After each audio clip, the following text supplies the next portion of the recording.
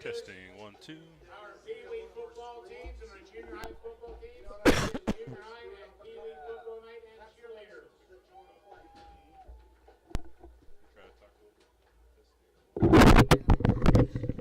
Testing 1 Our first 2. team. Testing 1 2 3. Testing 1 2 3. Step forward. Try again. Testing 1 2 3. I'll mention a Check, couple of these check. guys and coaches are some of our past players. Jason Snyder, a past running back for Indiana. Rick Nielsen, Jeff Pfeiffer, and Dan Weber. J.D. Fleming, Doug Johnson, and Scott Harper. Our first grade and second grade flag football. How about a hand for those young men? So it's not on Facebook anymore. You actually got to go to the YouTube page. I don't know. We're streaming though. Football team, step forward. I don't know if it's simulcast on Facebook. And their coaches, first of all, Dan Rumble, one of our ex-running backs, Ed Schaefer, Stephen Lohman, Mark Hillier, Chris Baker, Luke Newquist, one of Indiana's finest fishermen, and also a past coach for it, or past player, Dave Moore, a past player, E.J. Komosky, and Brian Cribbs, our third and fourth grade Pee Wee football team. Gotta mute that before you set it down. It's all banging around. Sixth grade Pee Wee team. Doug Steed, Mark Carnavale, Matt Jackson, the next player for Indiana. Good evening, ladies and gentlemen.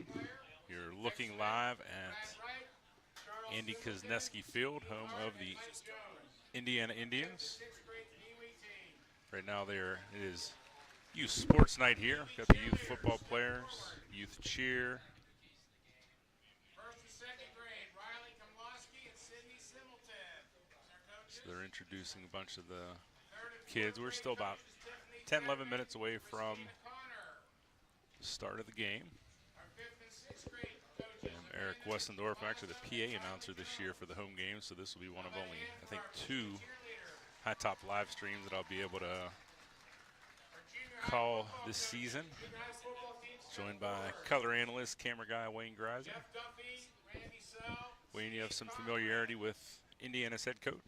Oh, you're muted. My bad. How about now? Jesse Vici. Yeah, There you go. now I'm unmuted. Probably helps to hear me. So you have some familiarity with the Indiana head coach.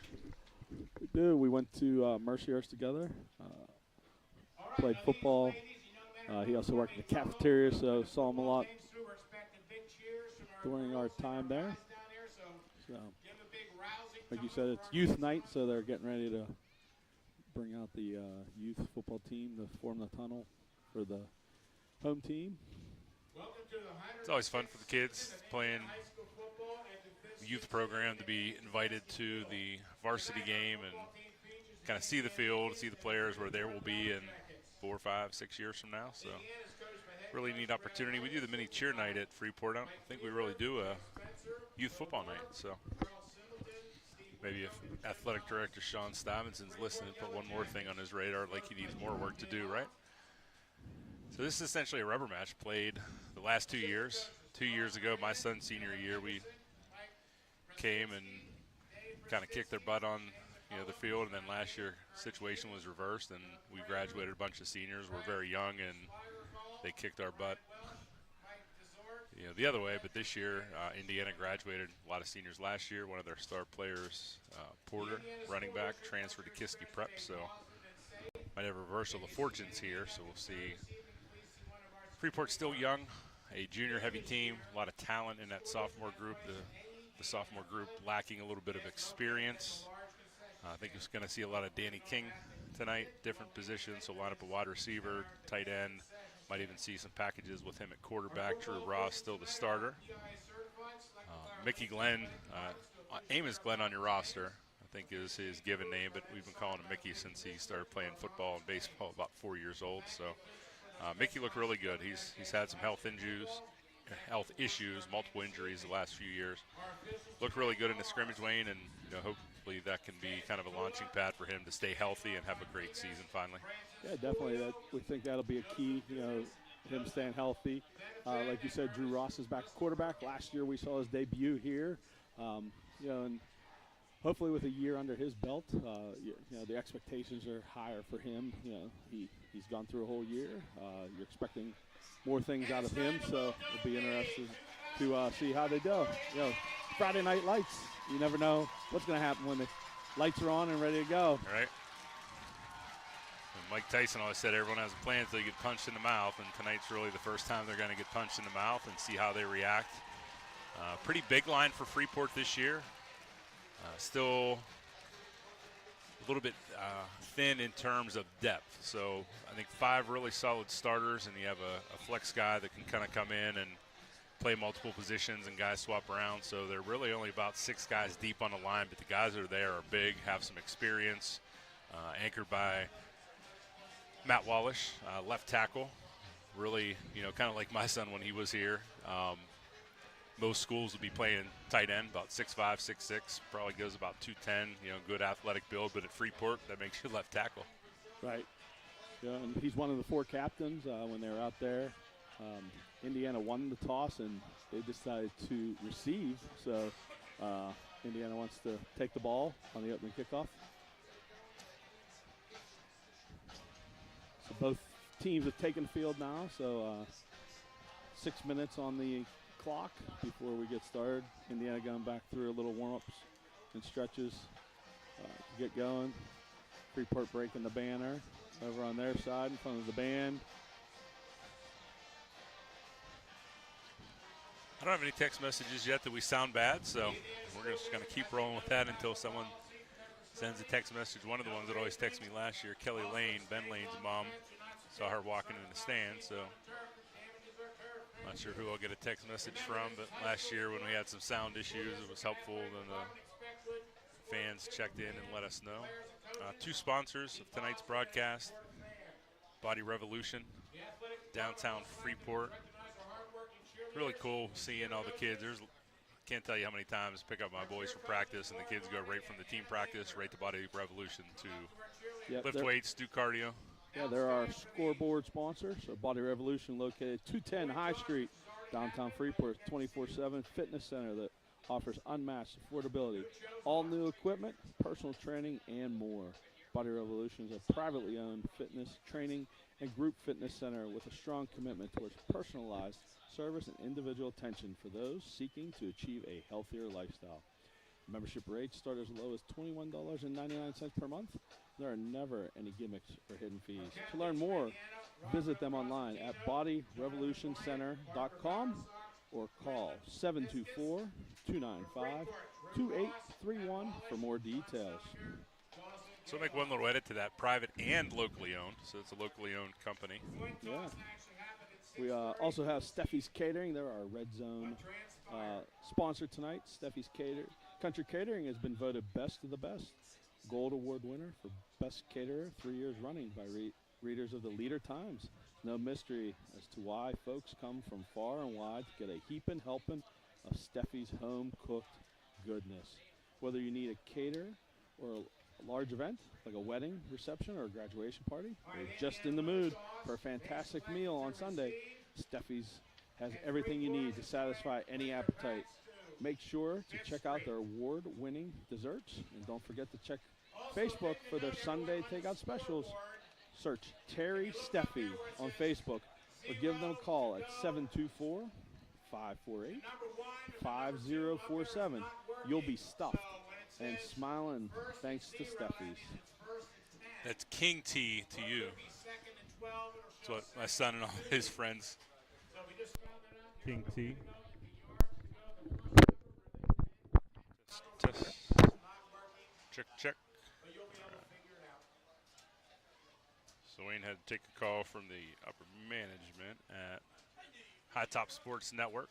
Captains met at midfield for Freeport. Senior number 5, Sean Sellinger. Senior number 71, Matt Wallish. And then juniors, quarterback number 11, Drew Ross, and number 23, Dawson Gaylock. Team captains for Indiana, quarterback senior number 4, Quinn Libniskis. Senior number 19, Rocco Cosentino. Senior number 33, Jonathan Wyant. And senior number 85, Parker Bowersox. As Wayne said, Indiana won the toss, elected to receive. Players back deep for the Indians. Number 1, Elijah Thomas. Elijah is a junior. He's flanked deep by quarterback Quinn Lebniscus. Up men are number 24, Graham McFarland. And number 33, Jonathan Wyatt. Kicking off for Freeport is number 24, Judah Thompson. Judah did a real nice job last year, Wayne. I didn't realize he was a freshman last year. Returning to kicking duties here. Sets the ball on the tee at the 40-yard line. Freeport will be going right to left, Indiana left to right. Great venue here with the town in the background, high school in the background. Kick will be taken, thought it was going to be taken by number 24. Gets tipped back to quarterback Lipniscus. Tackled by Freeport number 9, Braden Pamebo. Indians will start 1st and 10. Looks like referee's going to set the ball.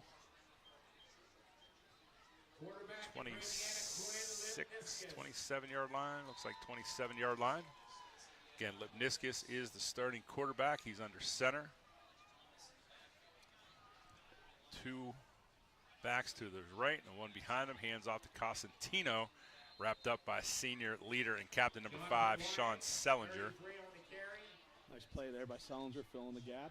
Yeah. Always nervous that first play. You know, don't want to give up a big play right off the bat. So good to see that nice tackle there. Yep, Sean moving from the outside to inside linebacker position, a key component to Coach Todd Duran's defense. He's the one getting the calls. You can see him pointing to some of his younger teammates, including sophomore number 8, Danny King. Handoff goes to number 19, Rocco Cosentino, heads over to the Jackets sideline.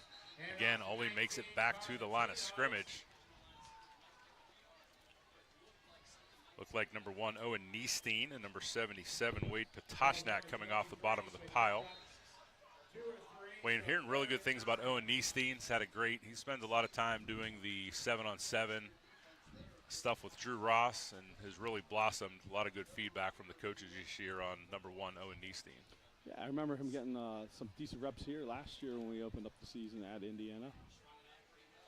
Typical Freeport, a little bit undersized but fast, aggressive. Lay it on the line. Here comes a big sack in the backfield. Number 14, Camden Schlegel, another sophomore. Said it's a junior-heavy team, but there's a lot of talent in that sophomore class. A bunch of little brothers and just very naturally athletic guys. You're going to see a lot of Brayson Pegga, number 2, kind of in the outside linebacker position that Colton Otterman has anchored for the last 4 years. He's one of the point guards on the basketball team. So not a typical build on an outside linebacker, but Todd Duran loves those light guys that can fly around, and Cam Schlegel's another one. Snap goes over his head, so Freeport's going to get on the board first with a safety.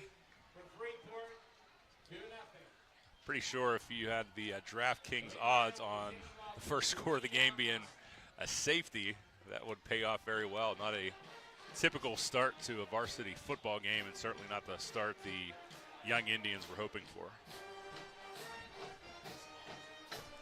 All right, so we're going to put a +2 on there for Freeport.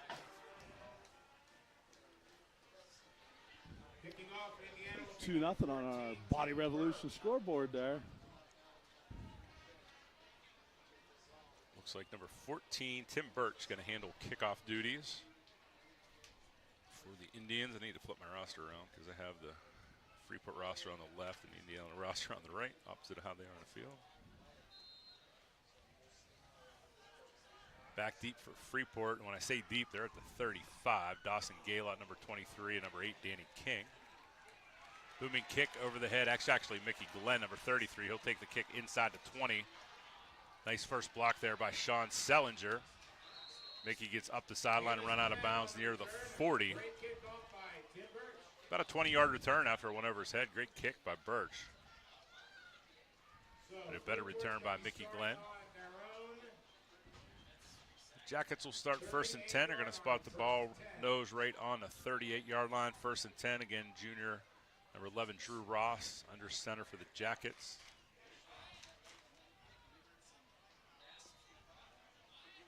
Doing a high five to his offensive line.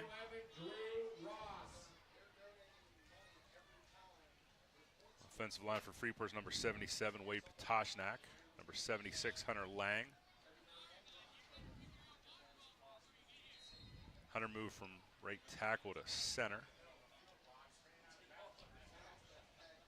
Number 67, Sam Austin. Number 68, Salvatore Coppola. And aforementioned number 71, Matt Wallish, anchoring the line for the Jackets. We'll end around action handoff to number 1, Owen Niestein. Niestein. Owen Niestein, number 1, Owen Niestein. Looks like picks up a 4-yard gain, bring up a 2nd and 6 for the Jackets. Danny King here to the left. Sean Sellinger lined up in an H-back tight end position. Mickey Glenn to the left of Drew Ross. Owen Niestein in the slot. Number 13, Cannon Wisniewski, split wide for the Jackets. Handoff this time goes to Mickey Glenn. Juke's first couple defenders. Tackled by number 1, Elijah Thompson, but not for another big gain. I shouldn't say big gain, but decent gain for the Jackets, and big compared to what Indiana was able to do. Adjusting the camera here a little bit. Too much? Yeah. So 3rd and 1. Ross out of the shotgun now. Got it where you want it? Yep. Inside handoff to Mickey Glenn. Jukes to the right. Heads of the Jacket sideline. He's got a first down across midfield inside the 40, and he'll run out of bounds. Late trip up out of bounds. And a flag, late flag for a late hit there. That's the right call. I think the side judge was looking for position of where he went out of bounds, but the back judge definitely saw that late trip come in on the Jacket sideline. So Mickey picks up the first down by himself. Looks like he runs out of bounds at the 38. And especially at this level, if a player gives himself up and runs out of bounds, it's, you know, even if it's not an aggressive hit, you know, that's how guys get hurt first week of the season. So heads up. Flag there by the officiating crew. I'm sure the home crowd is not real pleased about that. So that goes at about a 17, 18-yard gain plus 15 on a penalty, a 33-yard play. And penalty for Mickey Glenn gives the Jackets ball 1st and 10 on the Indians' 24-yard line. Niestein flanked left this time in the slot with Danny King. Sean Sellinger splits right. H-back position Wisniewski still along the Jacket sideline. Handoff this time comes to Owen Niestein. Could not find a seam. Great defense there by number 1, Elijah Thomas.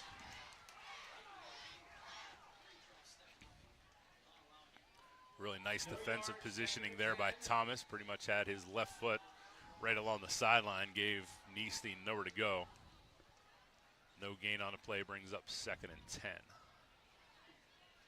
So the last few years, a lot of rotations, especially 2 years ago, and even last year, there's a lot of players rotating in and out of the skill positions. I think you're going to see pretty heavy rotation of the 5 guys on the field: King, Niestein, Sellinger, Wisniewski, and Glenn. I think you will see some Dawson Gaylord at running back to spell Mickey Glenn, and maybe even to spell Sean Sellinger. Ross keeps out of the pocket, picks up about 5 yards. There is a flag behind the play, and that's usually for a hold on the defense, but we'll see what the call is here. It is indeed a hold.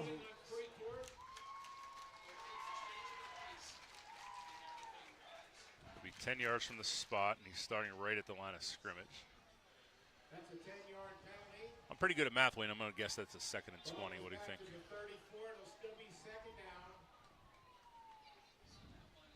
What's Coach Dillon texting you? Said that the video and audio are excellent. So thanks, Coach Dillon, for the. He didn't say that Eric's talking too much, and the guy that knows football better should be talking more. No, he isn't. Still trying to get the camera height right. Yeah, it looked good pregame, but then once you get to playing, it's a little bit of adjustment. So we appreciate everyone's patience watching at home. Oh, hope you're doing well, Coach start. Dillon. I know the coach part of Coach Dillon's probably going crazy now with back-to-back penalties. No, when Mr. Dillon was coaching, he would not be very happy about back-to-back penalties. I can promise you that. Second and 25. So that'll be 2nd and 25. We'll see what new offensive coordinator Dylan Henderson has up his sleeve here for 2nd and 25. Got lots of weapons, 2 to his right, 2 to his left. Mickey Glenn shifts the sidecar left. See if Ross throws his first pass of the season. Easting comes in motion. Drops back, nice little chip block there by Mickey Glenn. Lets Ross up into the pocket. Gets back across the original line of scrimmage, makes it a 3rd and long, but nice 15, 16-yard gain, at least makes it manageable here for the Jackets. Judah Thompson's a weapon, too. They don't need to get a first down here. They have a 2-point lead. Even if they get 5 or 6 yards and bring Thompson out for a field goal attempt, he's definitely capable of knocking one through at 35 yards.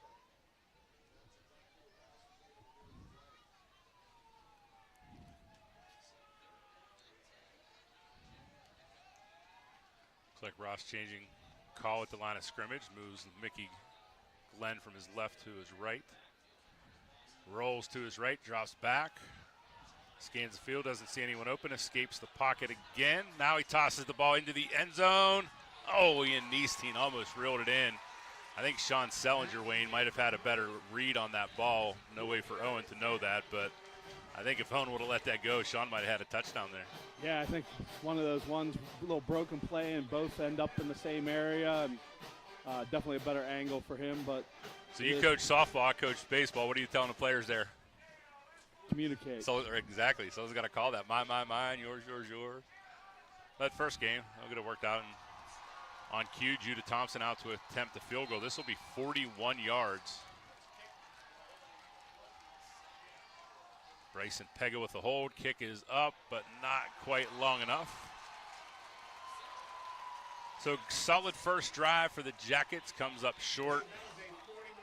Penalties definitely hampered their progress there. Back-to-back penalties is a killer, and they got 15 yards early in that drive, but gave those 15 yards back on back-to-back penalties. Come up short. The Indians will take over on a turnover on, or excuse me, essentially a turnover on downs. Missed field goal there. It'll be 1st and 10 Indians from the 23-yard line.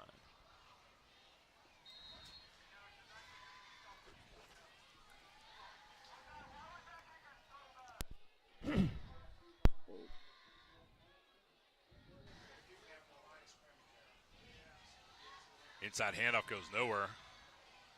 Keeps his legs moving, though, does number 33, Jonathan Wyatt. Gets back to the line of scrimmage, so at least it doesn't go for a loss, but nice defensive surge there for the Jackets. Big Uglies up front, number 56,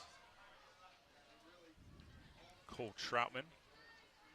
Number 67, Big Sam Austin, and number 77, Wade Patoshnak. Sam Austin's a power lifter. He's just a barrel-chested, big, strong kid. Finally have an opportunity to play a lot of football. Nice run up the middle, tackled by Wisniewski. Little quarterback keeper there. He fooled the defense a little bit. Over pursuit. Indiana's first down. Did mark it as a first down, huh? Yep.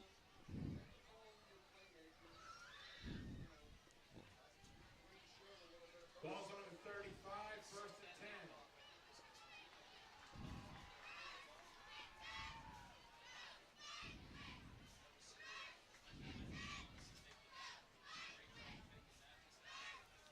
Another keeper, put it in the belly of number 19, Cosentino. Actually, the QB kept it. Yep. Faked you out too. Yeah, I said put it in the belly. Said gotcha. kept it, put it in the belly, and then pulled it out. Cosentino came to the sideline. Marked for a 1-yard loss on the play. Good pursuit by the Jackets. I believe it was number 13 Wisniewski on the tackle.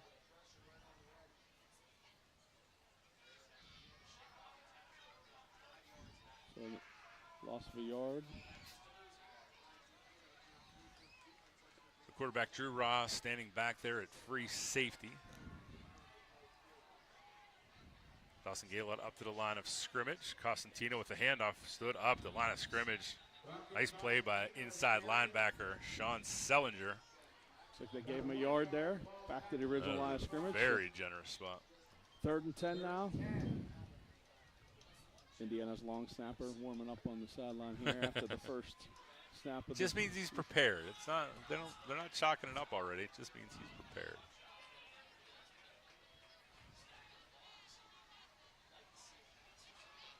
So the Indiana players looking at wristbands whenever the quarterback calls the play in. Come up to the line of scrimmage. So number 24, Graham McFarland wide. Costantino to the left side as well. Lipniscus rolls out, keeps, picks up the first down across midfield. Here comes Bryson Pegger from behind, but Lipniscus hits another gear. Tackled by Drew Ross, quarterback on quarterback tackle there. Big gain for Lipniscus. 37-yard run by Quinn Lipniscus. 37 yards on the carry there. Big first down. Give the home team a little momentum. And Indiana's got something working here with some misdirection and some big handoffs. See if they can capitalize here now that they're inside Jacket territory. This is pretty much where Freeport stalled on their opening drive. See if Coach Duran's defense can buckle up, strap in, keep the Indians off the scoreboard. Costantino comes in motion. They fake the handoff. Lipniscus tackled in the backfield by number 2, Bryson Pega. Number 56, Cole Troutman. Drew Ross going off the field. Number 9 coming on. Safety. Number 9, Braden Pomebo. Probably good to get the quarterback a little breather on defense again. And the other thing last couple of years with the depth is that a lot of guys played one way and were able to take some plays off. We don't really have that quite that much depth this year. A lot of guys are going both ways, kind of like when you and I were in school. Almost everyone played 2 ways back then. A lot more depth, more specializing the last couple of years here at Freeport. Hand off to Thomas, rips through the first couple defenders. Tackled from behind by Sean Sellinger. Not before Thomas gets another big gain and another Indians first down. So talk about the mechanics of those misdirection plays, Wayne. What happens that those gigantic holes are opened up? Well, especially in the high school level, we got over pursuit, faking out guys. If they're not reading the right keys, you see that guy get in motion. You want to be eager and make the play and make the tackle, and then you run right by the guy that actually has the ball.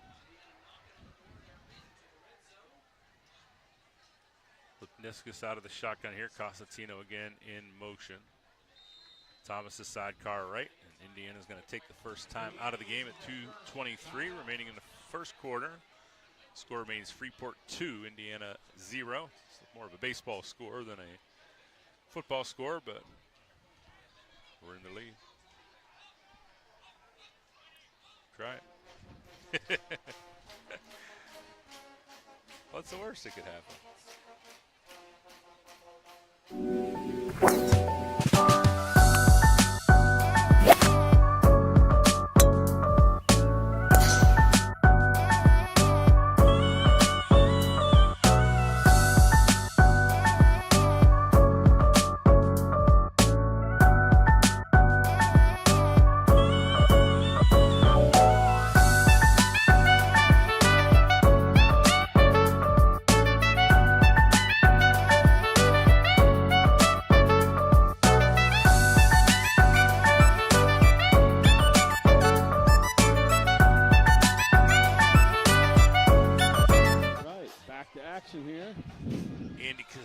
Field, 1st and 10. Still room to pick up a first down. The handoff this time does go to Costantino. Misses the first tackler. Danny King tried to trip him up, missed. Tackled by number 1, Owen Niestein. Costantino gains a yard. It'll be 2nd and 9.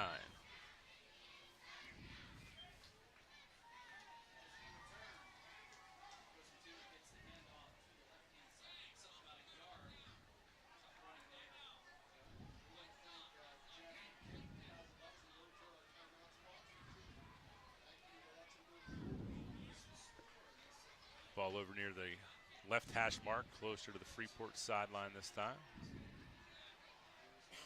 Fakes handoff again. Lipniscus dives into the end zone. Indians touchdown.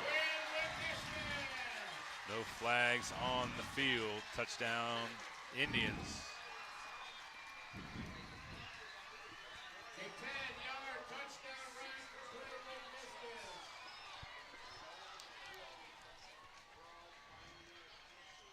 Running on the Call. field is our place kicker for an apparent try of a PAT, Tim Birch. Number 14, senior Tim Birch, in to attempt the extra point. Lefty. Missing Indiana's one. missing somebody. 85 saying, Don't want please to burn a come in. timeout. Still have 15 seconds on. Plenty of time, coach. Could have saved one. How much you want to bet number 71's doing some running at practice tomorrow? Yeah. Poor Cash sophomore. all house. Or maybe he just stepped up for whoever wasn't out there. But, yeah, first game of the season. Yeah, it's got to make some little mistakes like that. So somebody wasn't where they needed to be. So Indiana burns a second time out here. But good spot to do it. Every point matters. And just came off a touchdown. Don't want to end up getting an extra point block because you were one man short on the line. Yeah, and he's not listed as one of the starting offensive linemen. Cash isn't, so maybe he's filling in for somebody or somebody already got dinged up. Yeah, I don't see anybody with a trainer or anything.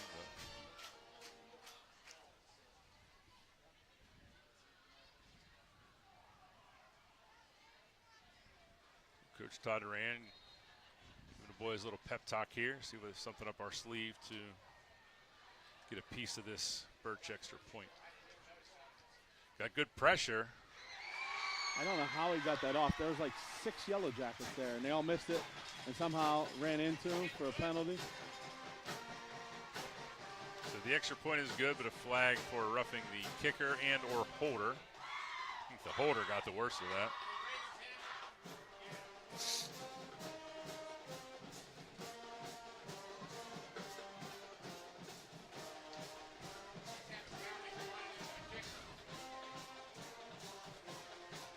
Personal foul on the defense, like you said. Mark that off. Take the extra point. That'll be marked off on the kickoff. Instead of kicking off from the 40, they will kick off from the Freeport 45, increasing the likelihood of a touchback here. At a minimum, it increases the length necessary of the return to get to decent field position for the Jackets. Danny King, Mickey Glenn back deep, Owen Niestein, Braden Pamebo, second level right around the 20-yard line for the Jackets.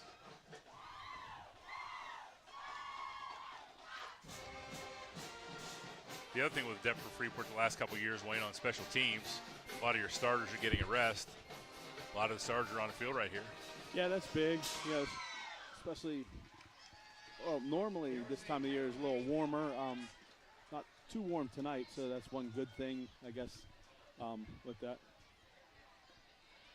Not sure what's going on here. They decline the penalty.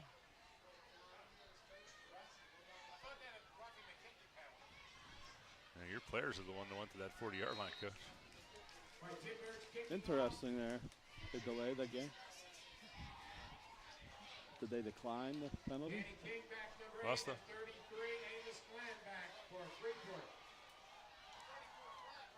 Indiana coaches all have their hands up in the air. They don't know what's going on. The referee's back deep, and Birch kicks off.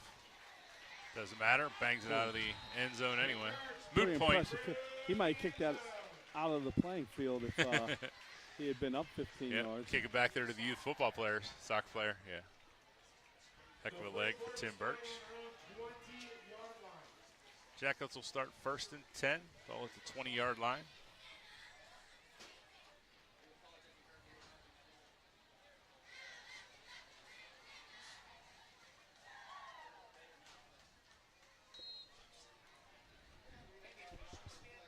$7-2. On the Body Revolution scoreboard. 1:38 remaining here in the first quarter.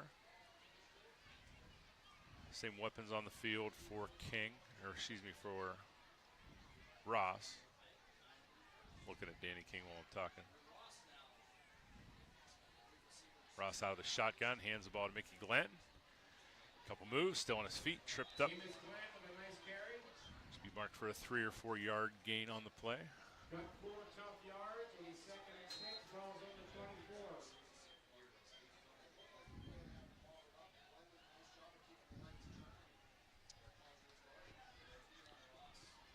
Don't quite have the crowd we've had in the last few years, too. You can just definitely tell there's not as many kids on the team this year. I think 4 seniors. 4 or 5, yeah. Pretty decent numbers down through. Big numbers in the freshman and sophomore class. Don't think there's any impact freshmen going to play this year. We saw a lot of Danny King last year. First down for the Jackets there. Another good hard run by Mickey Glenn.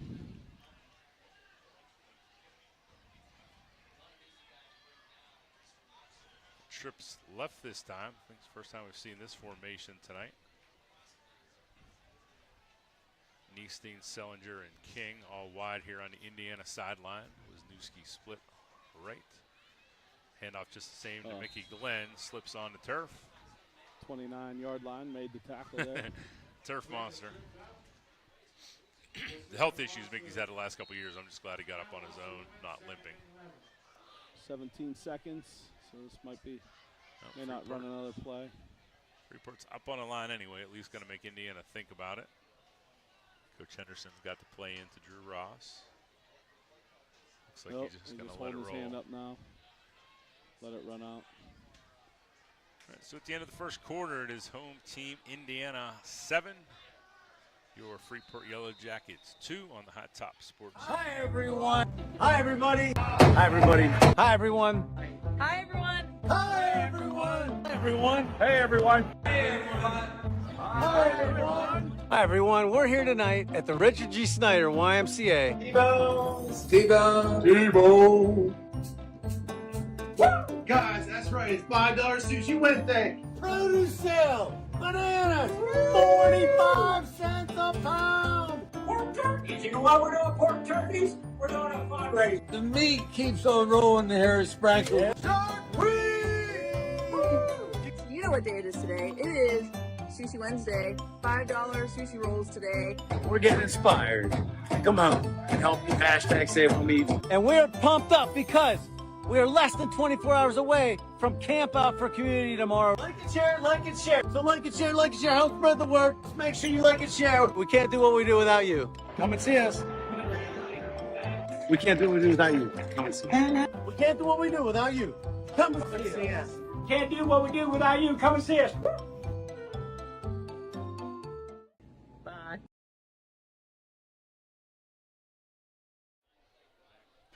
Back here live at Andy Kuzneski Field to start the second quarter. Jackets will now go left to right. 2nd and 11 for Freeport. And they're on 31.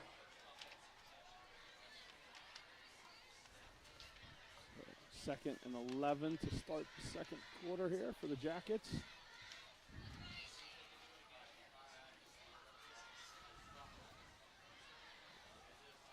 Kuzneski out wide, Neesteen in a slot right. Neesteen in motion, fakes the handoff. Ross looked a little option toss, does get it now. Out to Neesteen, but nowhere to go. Good defense by the Indians. Pitch back to Owen. Nice team.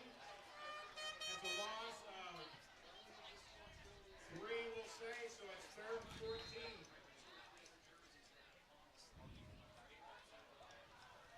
So it was 2nd 11, now it looks to be about 3rd and 15, so a 4-yard loss for Neesteen. Ross would have been better off just taking the sack there, tried to make a play. 3rd and 14. Hand up there to Mickey Glenn, got a lot of open territory. Nice block on the edge by Neesteen for Indiana defenders. Too much for Mickey Glenn to get around. Does get back past the original line of scrimmage, but well short of a first down. It'll be 4th and 7. Ball marked right at the 35-yard line. Nice tackle there by 24, Graham McFarland for Indiana. Sean Sellinger will drop back deep to punt for Freeport. Back deep for Indiana's number 2. Looks like Wisniewski's the long snapper.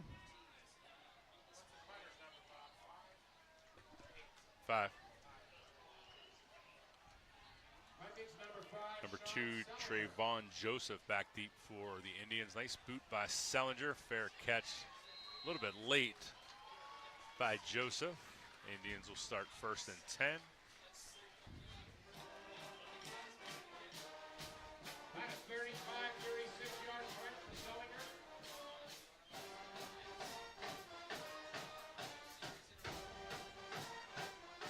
Ball will be spotted at the 20.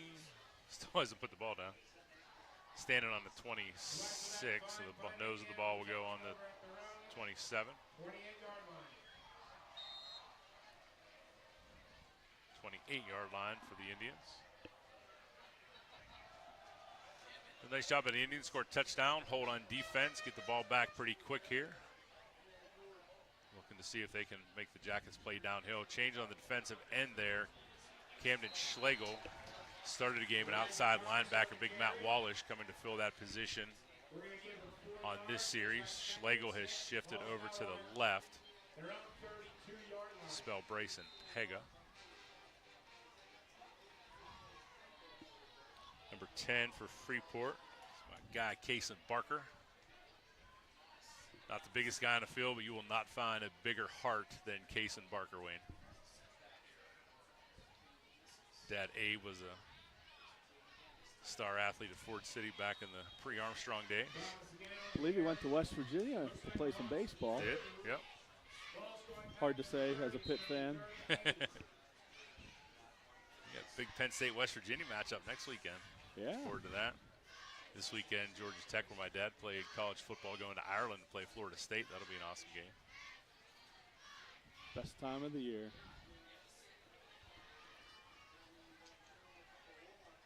Let's see if I can get eyeballs on Bryson Pega over there, if he's just taking a breather or if he maybe is banged up.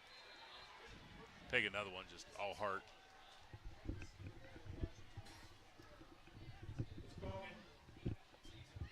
Incomplete pass. Ball goes back to the 30-yard line. It'll be 4th and 8. Fourth and 8. Ross comes back off the field here. As here comes Pega back too. Might have just needed a breather. So Wisniewski and Niestein back deep. Looks like number 11, Tyler Nelson, a freshman, back to punt. Freeport only has 10 guys on the field. Yep, got a gunner. Gunner uncovered. Pega comes out to him. Low, but decent distance. Good bounce there. Costantino will down the ball at the 34. Might have got a little bit generous spot there. Side judge stand at the 35 either way. Will be 1st and 10 for the Jackets with 9:05 remaining on the Body Revolution scoreboard before halftime. At halftime, Wayne and I will mute and hang the microphones out the window so you can listen to both of the marching bands from Indiana and Freeport.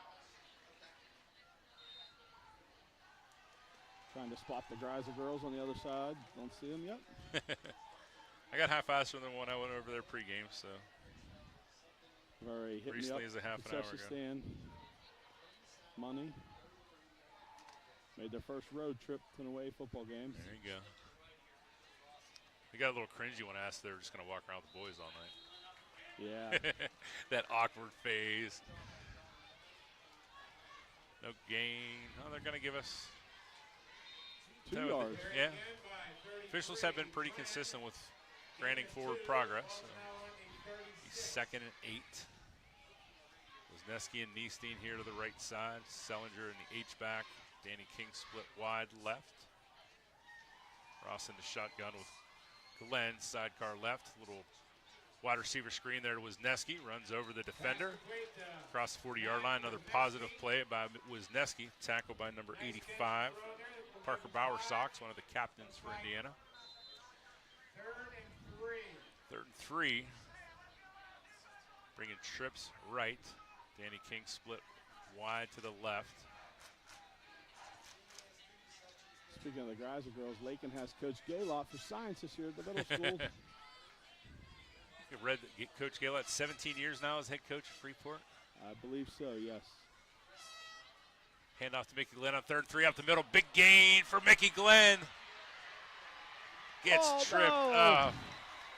I think there was some unintentional, wasn't intentionally tripped, but I think feet got tangled up with number 24, Graham McFarland. But Mickey had the GPS set for the end zone. Tripped up at the 16-yard line. Another big gain up the middle by Mickey Glenn. Looking as good tonight so far as he did last Saturday at the scrimmage. Jackets going quick, up on the ball already. Henderson did a lot of that at Shamokin, didn't he? Yep. Nice move by Mickey Glenn. Gets away from the defender. Little stiff arm knocked out of bounds. Will be another Jacket first down. It'll be 1st and goal. See where they spot the ball. Somewhere between the 2 and 3 yard line. Mickey Glenn on fire on this drive. We'll take your word for it. Unfortunately, the window blocked the camera angle. All right, call down to Coach Henderson for the folks on High Top Sports Network. Let's run this play to the left. Yep. Oh, they're calling timeout. They must have got our signal. Right. Those are the ball spotted on the 2. It's 7:39 remaining here in the 2nd quarter. Go to commercial? Absolutely. Steffi's Country Catering prepares home-style made-from-scratch dishes that will have you convinced Mom made it. Whatever the occasion, Steffi's Country Catering will have you coming back for every event year-round. Find us on Facebook to place an order or to see our Sunday specials, or call 724-54-85047.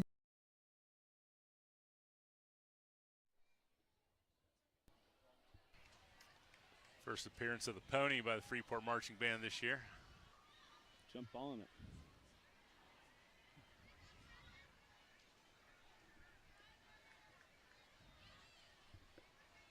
I should zoom in on my coworker standing in the end zone, Jeff Putt. His kids go to Indiana, teaches at PA Leadership Charter School with me. Business tech teachers together. He's got Niestein and King to the left. Sellinger H-back position to the right. Wisniewski out to the wide side. Niestein coming in motion. Fakes the handoff to him. Gives it inside to Mickey Glenn. Drags the defender into the end zone. Ball on the turf. That's got to be a touchdown. I haven't seen any signals. They're marking them down. Marked him short. So gets inside the 1. I didn't think that was either. 2nd and goal from the 1. Hey, it's be better than a fumble. I know. I did too. I did too.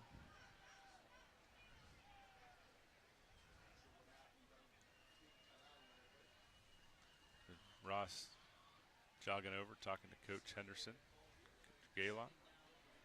Back here, 2nd and goal from the 1.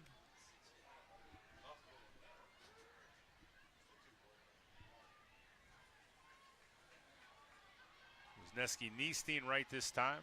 Swings Sellinger over to the left, H-back position. Quarterback keeper whistles before the play, though. Came from the back judge. Delay a game. One of the downsides of running over to the sideline, Wayne, instead of getting a call in. Time to jog over there, time to jog back. Right. Yeah, and we've been using the hand signals all night, and then all of a sudden, not there. Maybe they felt like they picked something up off the hand signals and going away from it for a little bit. I'm honestly surprised in 2024 the varsity teams haven't gone to a microphone earpiece in the helmets. This year, so it'll be coming to the high school level at some point. Baseball and softball are doing it with the catchers now. Nice end around. Oh, Niestein avoids offenders, untouched into the end zone. Touchdown, Freeport. Oh, and Niestein gets the Jackets on the board offensively. Body Revolution scoreboard now shows Freeport 8, Indians 7. You go for 2. I think so. Nope, Judah Thompson coming out. At least they're going to appear to go for the extra point. Take the points while you can get it. You don't need to chase this early.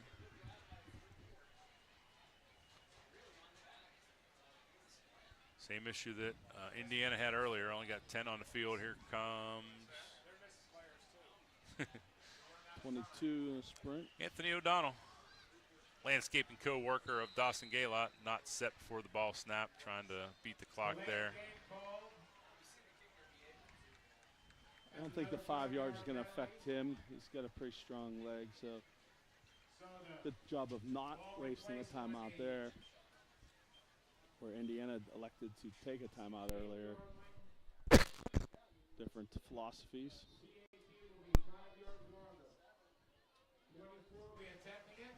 Hopefully I didn't jinx him. Kick, a little bit of hand on it, I think, changed the direction, but the kick is up and good, and with 6:30 remaining in the first half on the Body Revolution scoreboard, is Freeport 9, Indiana 7. Good response there for the Jackets. Good touchdown there. Big play by Mickey Glenn. Unfortunately got tripped up there and didn't get the score of his own, but bright future for him, I think. So we'll see him sure get the end zone plenty of times during his Jacket career. Yeah, it's never been an issue of speed or talent for Mickey. It's all just, avoiding those injuries, and it's not, even an injury-prone thing. They've all just been kind of freak accidents, and when you have those type of injuries, when your body is still growing and forming, it sometimes don't heal right. And it's been a long few years for Mickey Glenn, so great to see him back to full health and doing his thing on the field. Nice to see Owen Neestein's hard work paying off here with a Jacket touchdown. Judah Thompson now tees it up on the 40. Only 10 on the field again. 77, a late addition. Thomas Wade and Lipniskis back deep. Wade Toshnak coming in to fill that position. I think is where you're going with that, Wayne. Yep, I was. Thomas is going to take it. Drops it around the 10. Good pursuit there by the Jackets. Flag comes in from the back judge. Credit the tackle there to number 10, Kason Barker. Block in the back on the Indians. Well, Anthony O'Donnell's got to watch touching that flag. Some referees don't like to see that at all.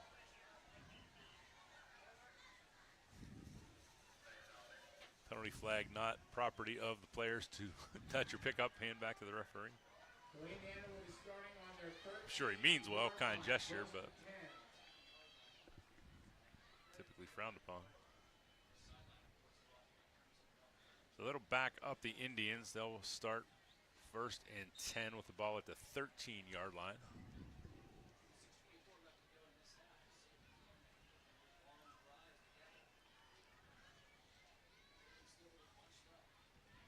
Inside handoff to Thomas.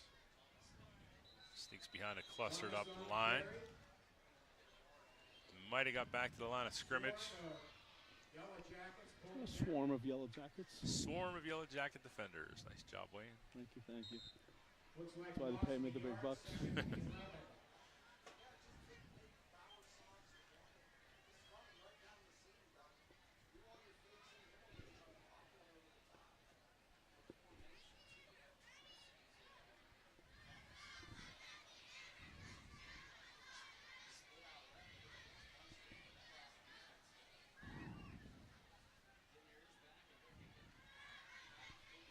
Niskis with a keeper this time. Great Danny King on the tackle. Picked up a yard or two there, brings up 3rd and 9. Sorry, backed up a yard. It'll be, no, it is 3rd and 9. Doesn't look like the ball marker is where the ball is on the field.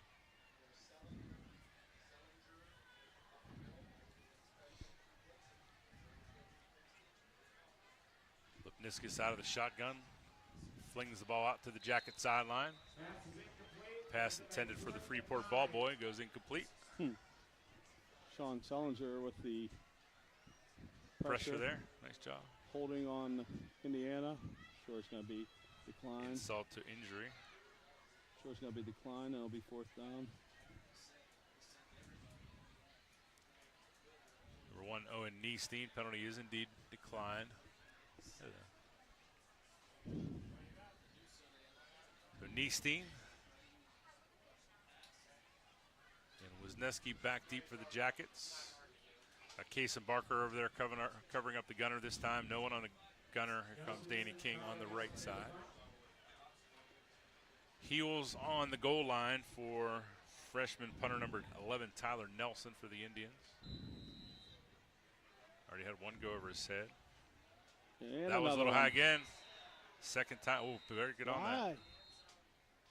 Blew the whistle a little early. That was still a live ball. He hadn't picked it up yet. That could have been a delay of game before the snap. That's what he whistled it down for.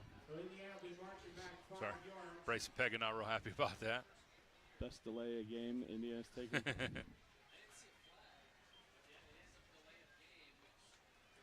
Back them up 5 more yards.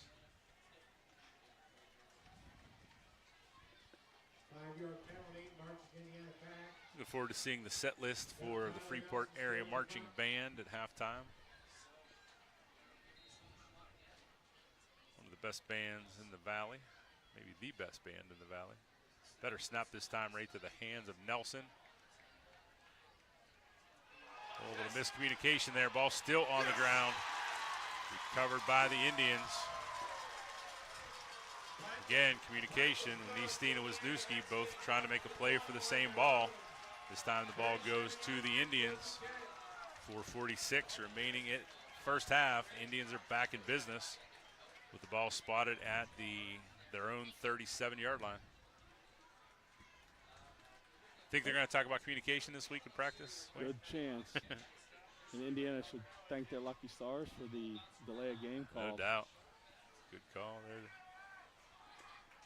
Exactly how Indiana drew it up. Take the delay of game.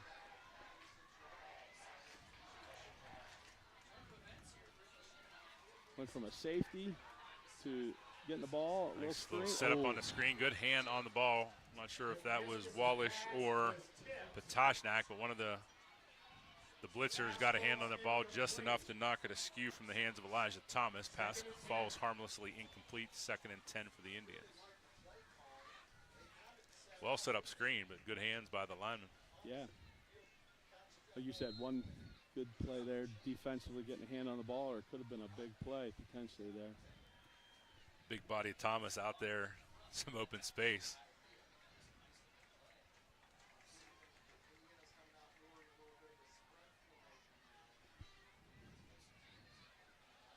Fakes the handoff to Costantino, keeps it, tripped up by 14 Cam Schlegel. Loss of 1 yard on the play to bring up 3rd and 11. Loss of 1, 3rd and 11.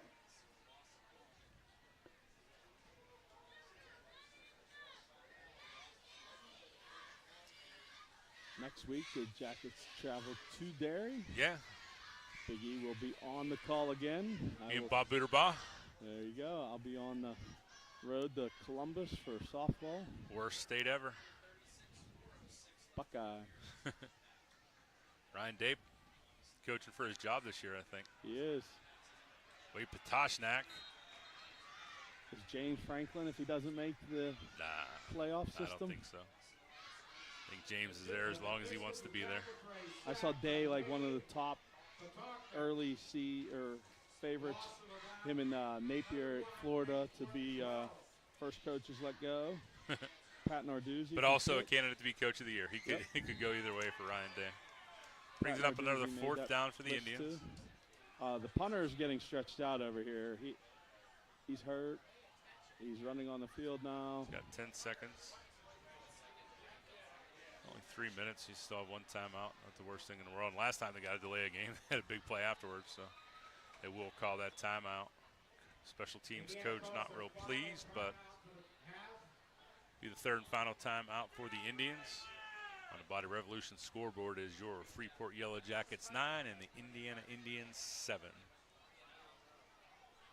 Armstrong Indoor Athletics, located at 132 South Grand Street Avenue in downtown Katanning, offers a state-of-the-art training facility and top-tier instruction by experienced coaches to help turn your youngster into the best baseball or softball player they can be. Batting cage and bullpen lane rentals are available for 30 to 60-minute sessions, and you can also sign your baseball or softball player up for private hitting, pitching, fielding, and catching instruction with our knowledgeable staff. Be sure to visit Armstrong Indoor Athletics online at aia.team or call them at 724-599-9761 for more information today. Armstrong Indoor Athletics. Back here live on the High Top Sports Network from Andy Kuzneski Field on the campus of Indiana Area High School. Freshman Tyler Nelson, good snap that time, right to his hands. Nice spiral. Wisniewski thought about picking it up on the one hop, but lets it roll. It'll be down by Cosentino. Jackets will start the ball first and 10 at the 19-yard line with 3:02 remaining on the Body Revolution scoreboard. All right, we have Freeport now be starting on their 19-yard line. Microphone's away from me. Remember, the Jackets get the ball to start the second half, too. Yep. Bill Belichick double up here, get one before the half, one after the half. Speaking of Belichick, as much as I hated him as a coach, he is fantastic on TV and radio. Yeah. Just the insight, the knowledge. Really, really good. Saban, too.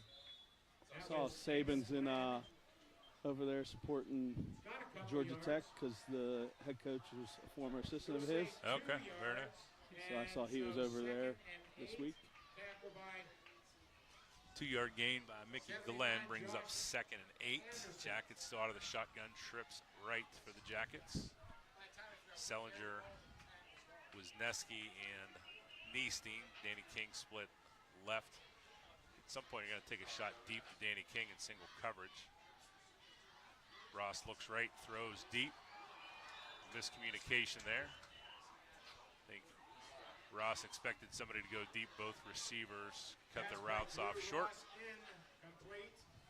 Number 2, Trevon Joseph tried to get back there to pick it off, but a little bit too much gas on that ball for Joseph to reel it in. Brings up 3rd and 8 for the Jackets. Big thing is that stops the clock for Indiana, so if they can get a stop right here with no timeouts.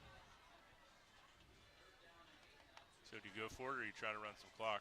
See if Mickey Glenn can pick up another big gain up the middle. I'm guessing they're running it. Niestein in motion. Inside handoff to Mickey Glenn. Does make it a first tackler miss. Gets towards the Indiana sideline. First down and more. Mickey Glenn runs out of bounds. First down, Freeport. Picked up the Freeport first down. Mickey has got some wheels. Stops the clock. First down. Freeport has the ball on their own 37-yard line, 1st and 10. First and 10, ball spot at the 37. Freeport checking the wristbands.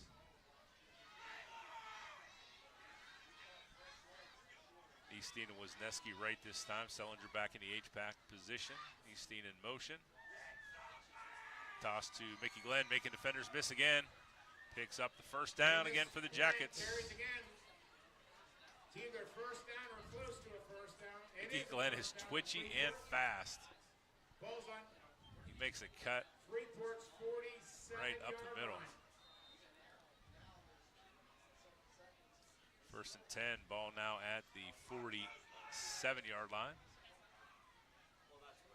Chains are set.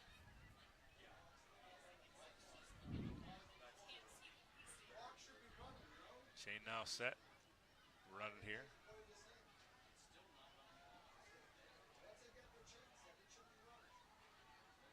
Ross drops back deep, flicks it downfield for Wisniewski. No call there. There was a little bit of contact with the ball in the air. Freeport coach is not happy at all about that. No call.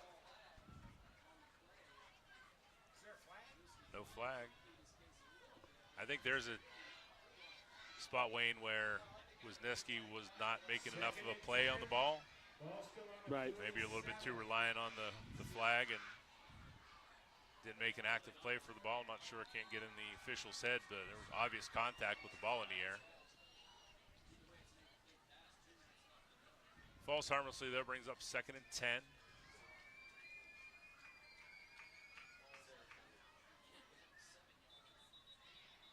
We got a flag. Flag now.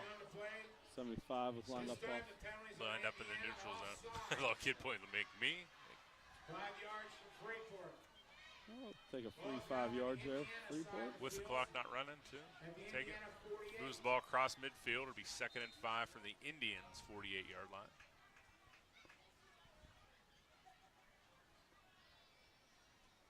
Two minutes exactly on the clock.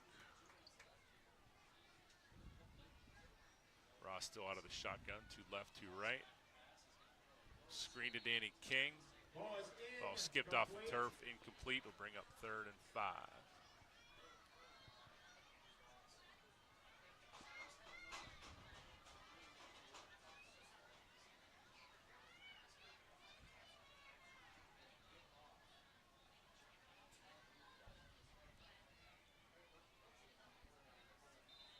Plenty of time on the play clock here for the Jackets. Clock not running. Good time to take some breath. Again, talked earlier about don't have the skill, talent, depth, swapping guys in and out like we have the last couple years. So actually surprised they're not taking more time off the clock here. About to take the snap in 20 seconds.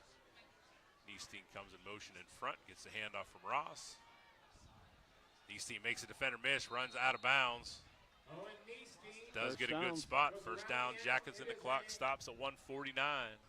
Freeport first down.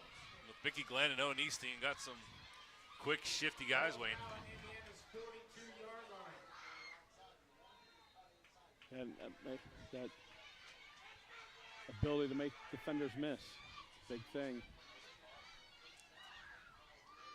Trips left this time on the Jackets sideline. King, Niestein, and Sellinger. I think you got to throw it up here to Wisniewski. Single coverage on Wisniewski. Up, hand off to Mickey Glenn again. Mickey up the middle. Tripped up, looks like a gain 5 again. Through the center of the line. I'll throw them off the scent. 2nd and 5. Ball's now on the Sellinger comes to the right side this time with Wisniewski. 2 left, 2 right. Mickey Glenn shifts to sidecar right on 2nd and 5. Got a flag here on the sideline. Sean Sellinger got an early start. Yeah, but wouldn't that be a false start and whistle it dead? If it's a false start, why would you let the play go? Illegal motion Pass they may is call. complete. Okay. Pass is complete. Sellinger gets it inside the 5. It looks like a penalty flag is going to be on the Jackets.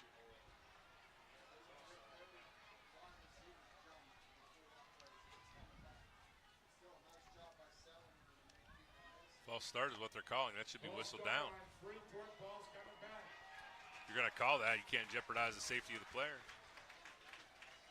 That's not a play you let play out. First night for the officials, too, though. Not only that, it also ran a lot of time off the clock. Right.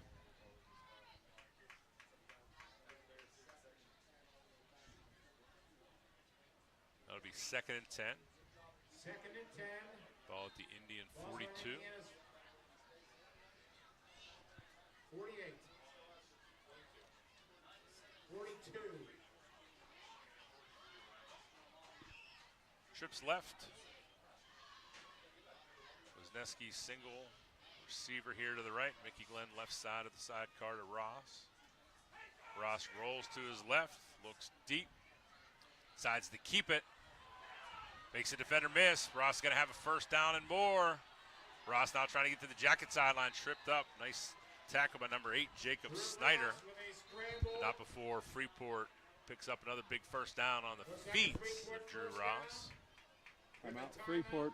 Freeport. 53 Ball's seconds now ago. on Indiana's 26-yard line. Freeport's got 1 timeout remaining. We'll hold off on a commercial here with under a minute to go. We'll run one right at the beginning of halftime.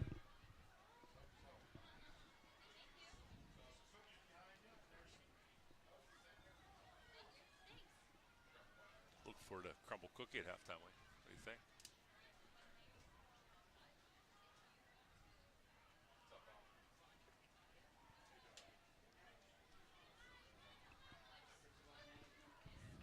Freeport about to break the huddle here on the sideline. See what Coach Henderson has dialed up here. 1st and 10, ball at the Indian 26-yard line.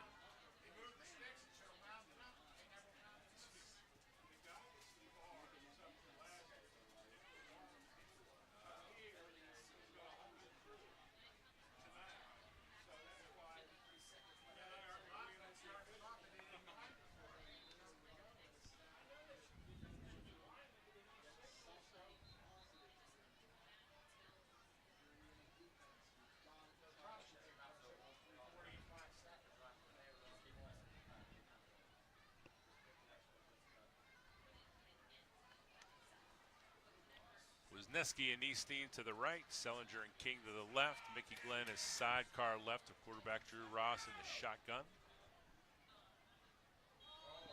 Looked like Indiana was ready to blitz. Free 5 yards by the Jackets. Nope, false start on the Jackets. 5-yard penalty on Freeport. Nice job of leadership there by Drew Ross going over to talk to number 71, Matt Wallish. So 1st and 15. Probably said something like, I said on 2.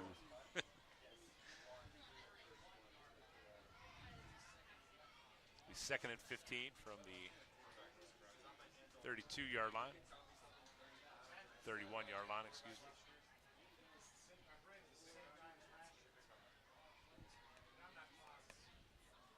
Ross drops back, flicks the ball across the middle to Wisniewski. Wisniewski makes the defender miss, tries to get stripped from behind, but into the end zone. Touchdown, Madden Wisniewski. 31-yard connection from Ross to Wisniewski. Freeport back on the board before halftime with 43 seconds left. The Body Revolution scoreboard now shows Freeport 15, Indiana 7. Not quite yet. I got to hit the plus. Big, too, because Freeport gets the ball to start the second half.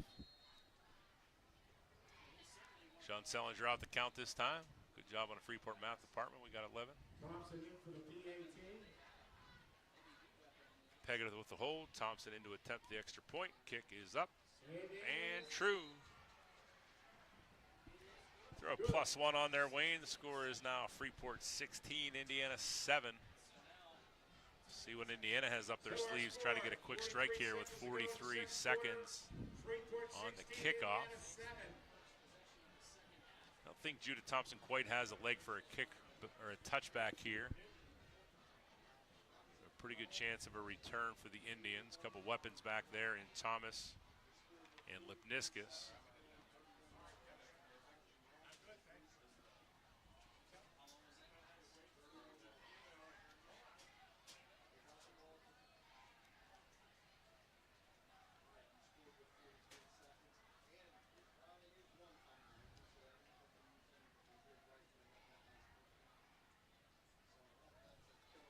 Thomas Lipniskus back deep.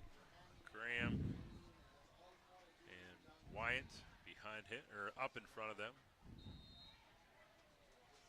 Thompson set to boot it in from the 40-yard line.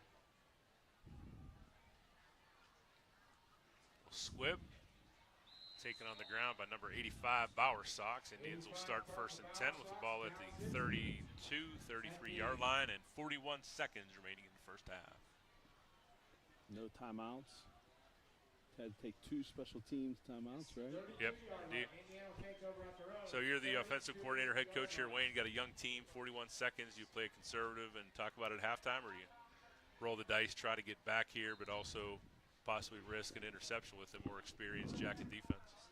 I'm playing it conservative because Freeport's getting the ball to start the second half, too. Can't give up 3 scores potentially in a row there.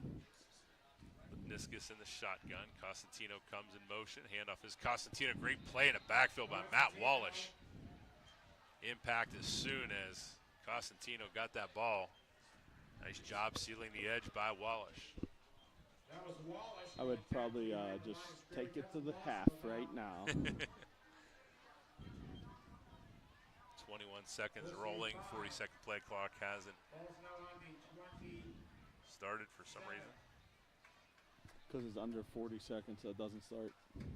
Won't even run it at all. That makes no. sense. So Indiana will at least come to the line of scrimmage. They're not going to run a play. That'll be the final play of the first half. So that's it. Interesting start to the game, Wayne.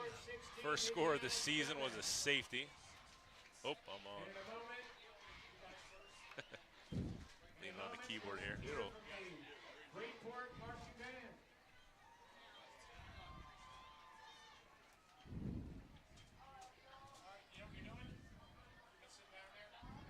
Searching. So interesting start to the game when we started with a safety here as the punt went over the head of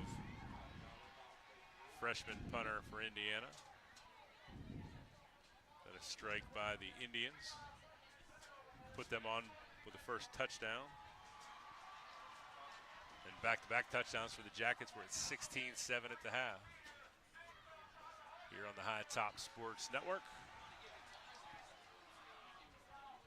And here's the best part of the game, everybody thinks, when we shut up and let the bands play. So the Freeport Area Marching Band is getting set up. We got some glowing tips on the batons. That's pretty cool.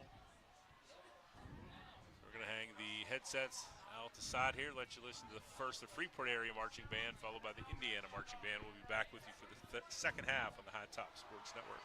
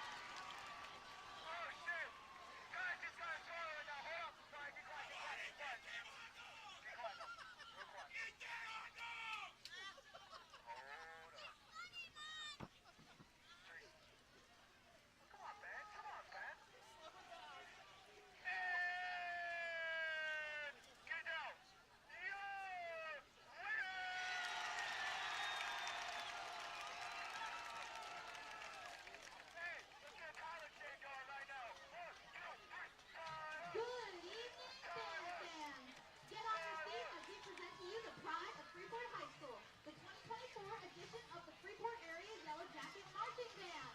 We are the voices of the band, Bella McKinnon and Emma McKinnon. The band is under the student leadership of auxiliary captains Lachlan Tweezer, Leah Bernheimer, Claire Warner, and Caroline Black. Drumline captain Cody Severs. Operations coordinator Logan McFarland. Drum majors Logan Check and Mara Malone. Commanding officers Nicholas Parenti, Abby Jack, Marianne Alden, and Nick Eveloff. Tonight, the band is pleased to present for your musical entertainment songs that showcase the vocals of several dazzling divas. First, the band performs for you a mashup of ABBA's two hits, Dancing Queen and Money, Money, Money.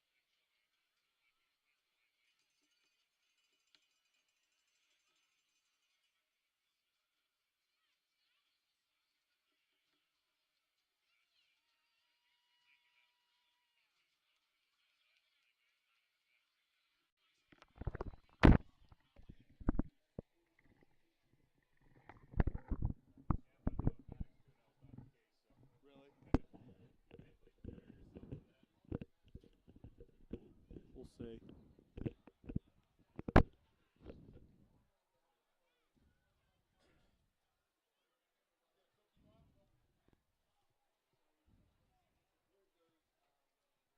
Don't forget, we're still muted, so.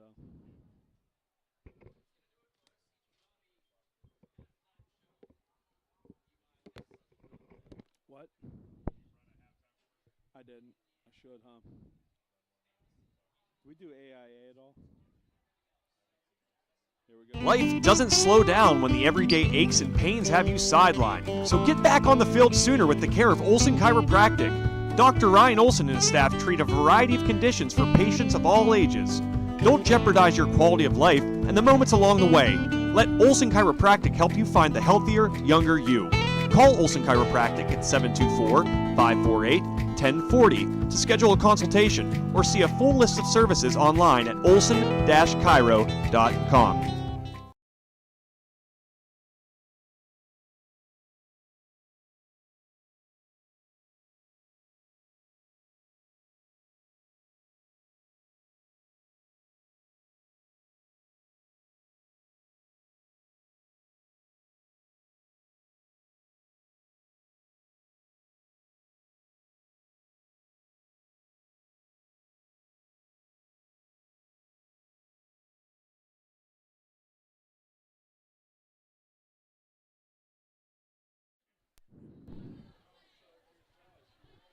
And we are back here live at Andy Kosneski Field on the campus of Indiana High School.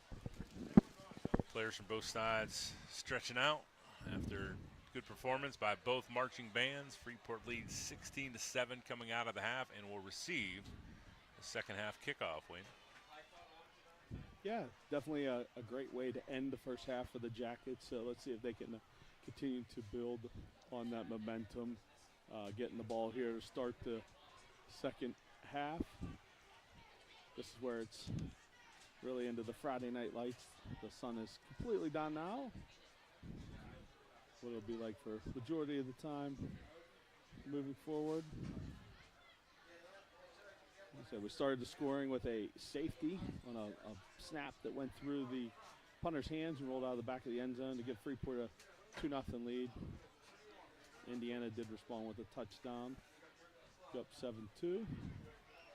Freeport replied there with a touchdown to make it 9-7. And then right before the half, the Jackets scored to make it 16-7. So doing well there. Yeah, it was good to see Freeport get off the mat. It definitely was a test there to see once they gave up that touchdown run after coming up short on their drive, how they would respond, and they responded but with back-to-back touchdowns. So see if they can triple that up here coming out of the first half. Yeah, definitely. Obviously, offensive MVP for the first half would have to be Mickey Glenn. Looked good out there. Good to see him healthy. Hasn't gotten the end zone, but he's the one that got them in the right direction for sure. Danny King, Mickey Glenn back deep to return. Up a little more shallow here, our own Neesteen and Parker Pamebo.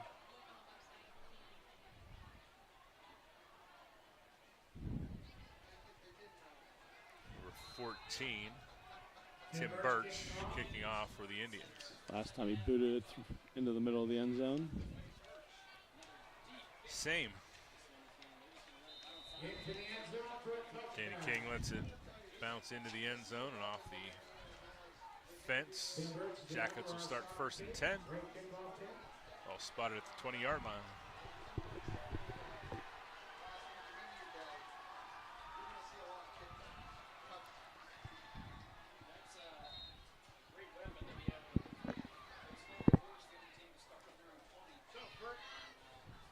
See how the Jackets do on this first drive.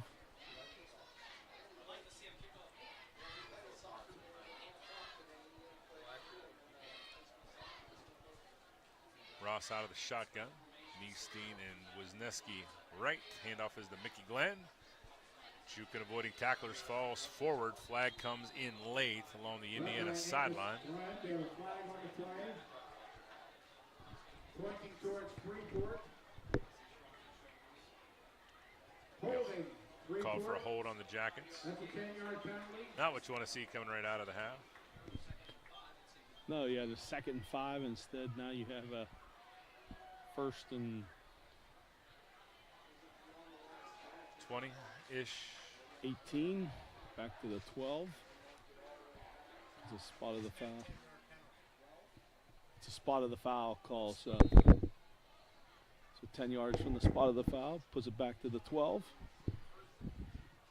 1st and 18 for the Jackets.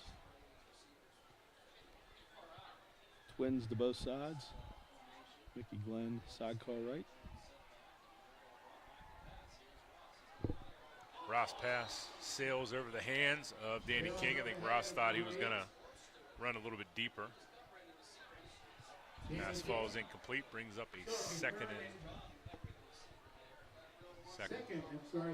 18.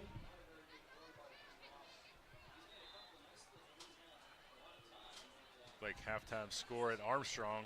Riverhawks up 21-16 over the Golden Rams. Armstrong 5A now. Highlands dropped to 3A. They were in the same section last year. Now they're 2 sections apart. Talked about that on the live streams last year, how the Career and Tech Center kids will count at 100%. It's a big number for Armstrong and a small number for Highlands. Ross's pass again over the outstretched fingertips, this time of receiver number 5, Sean Sellinger. Coverage on a play by Lipniscus and McFarland for the Indians. 3rd and long for the Jackets. Just missed that open receiver there. What's the Yawk score? I saw that flash real quick. 26 up 26-0 on Brentwood. Looking at our trying to find scores of our other high top broadcasts, looking for the Knox score. Haven't scrolled that far yet. Keeps resetting, pushing me back to the top. Ross drops back deep. Scrambles to his left, looking, fires downfield and finds Danny King. King turns it up. Nice impact from behind to push the pile forward. That might have been the play that picked up the first down for the Jackets. Nice job getting down the field by big number 77, Wade Patoshnak. Be interesting to see where the spot is. It won't matter because there is a hold on the Jackets again.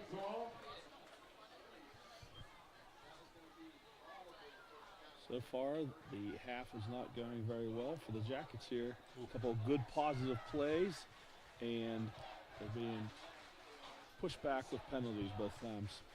Not a good start for the Knock Knights, down 35-7 at the half to the Kiski Cavaliers.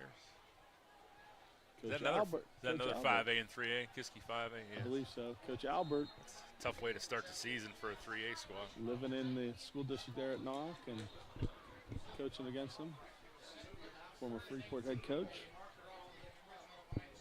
Discussion here by the officials. Half the distance to the goal.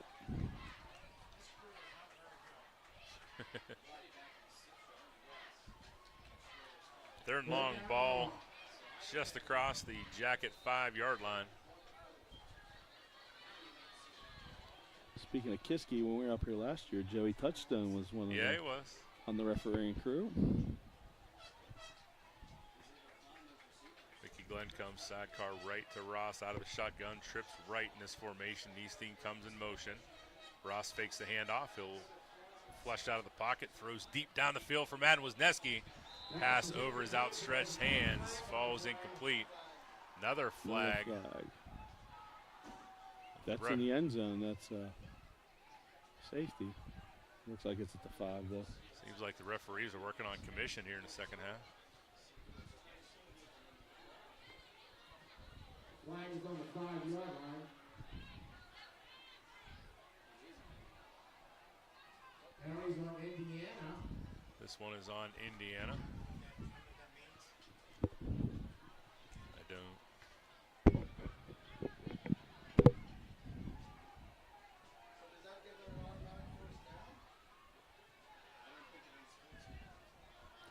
Oh, that was on the student body for the cowbell. That's serious? what that was. Yep, they're getting yelled at right now.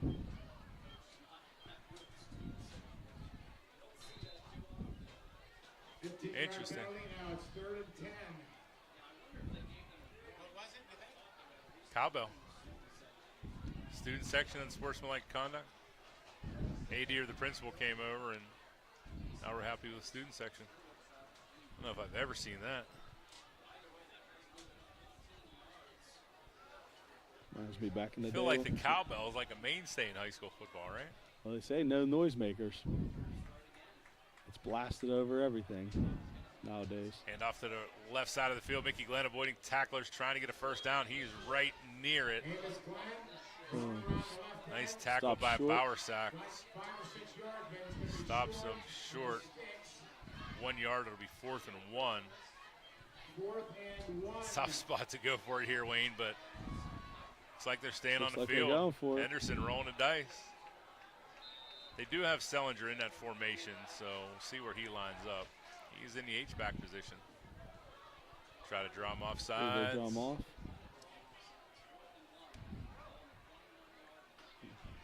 Yep.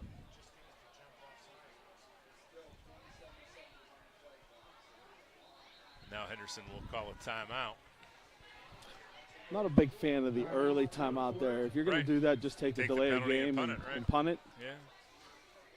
But he's on the sideline as a paid offensive coordinator, and we're up here doing a live stream. So I understand that. Trust me. I'm sure I got questioned lots of times, but I'm sure you never were. Not by parents or athletic directors or board members. That never happens. Like I said, I just don't like that early timeout with it. Right. So, but hopefully you don't need that one later. For the winning 50-50 ticket out, it's green. Ooh, 50-50 is getting called. 50-50 number, get it out of your pockets while we have this timeout. Hopefully it's mine. Wait, I'm gonna buy one. 912635. Green ticket 912635. So now the Jackets in a punting formation with Sean Sellinger back deep. Heels on the 15-yard line. Of course, we had to run one on. That's not a good thing after a timeout either. Your up back is not on the field. It's been Bryson Pega for most of the night, hasn't it? Yeah, this time Camden Schlegel. Sellinger gets one away, up in the air. Does bounce and spin the right direction. It'll be down inside Jacket territory, though. Good starting field position for the Indians. They'll start 1st and 10 from the Jacket 44.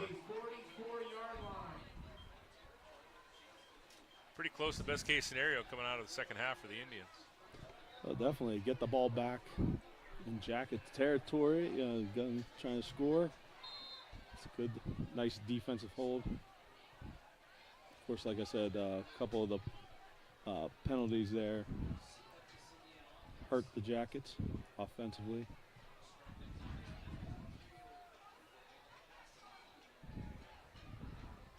Scan the sideline over there to see if I can see Bryson Pega.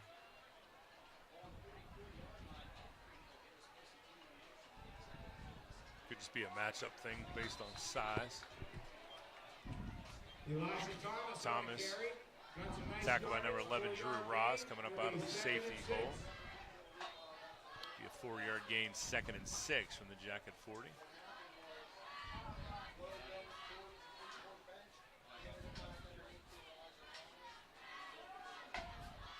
Thankfully for Indiana's student section, their big penalty didn't hurt them.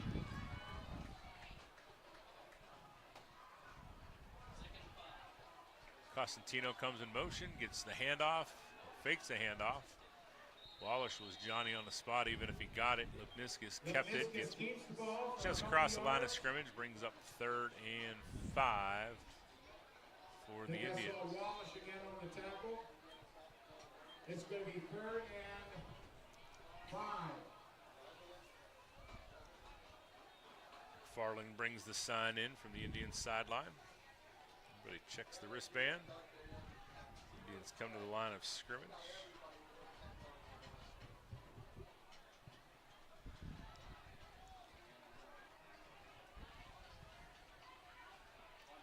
Lipniskis rolls the left inside handoff to Thomas, shakes off the first defender and dragging 3 or 4 Jacket defenders is stopped short of the goal line and bring up 4th and short. Now will the Indians go for it here? It appears I think they're going to go for it. Will. Yep. 4th and 3 was made. McFarland back to the sideline with Trayvon Joseph. Oh, McFarland will stay in.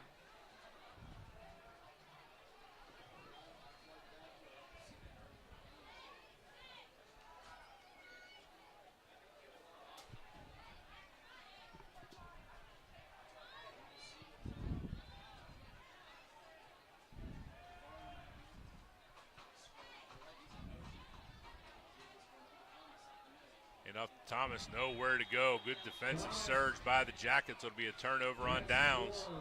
That big Freeport defensive line. Anchored by Wade Patashnak, Cole Troutman. Good stand there by Coach Duran's defense.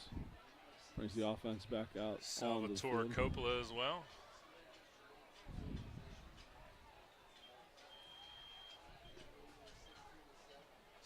Coppola stopped at Tony's Pizza yesterday, talked to his dad, was looking forward to the game tonight. Bigger role to show for Salvatore, starting on both sides of the line. Fakes a handoff to Neesteen, he gives it to Mickey Glenn, jukes past the first defender. Big hit on the Jackets sideline. Glenn a little bit slow to get up this time. Give him 8 yards on the carry. That's the big concern, right? Yeah. 2nd and 2. Dawson Gaylott in the game now.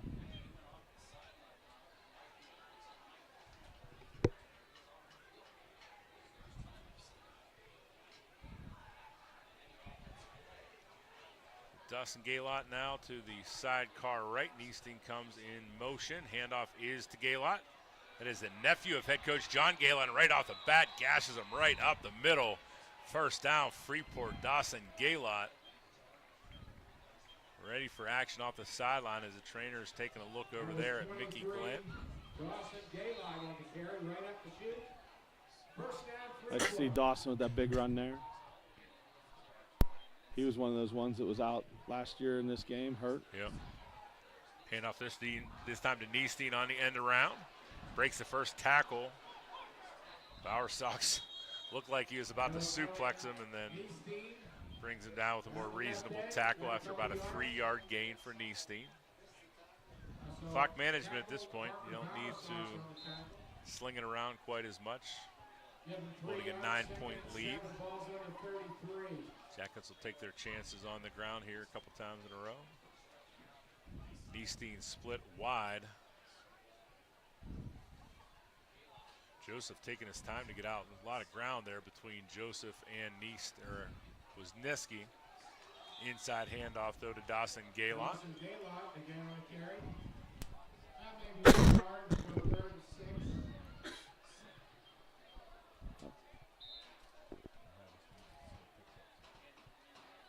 Third and 6 here for the Jackets on the 31.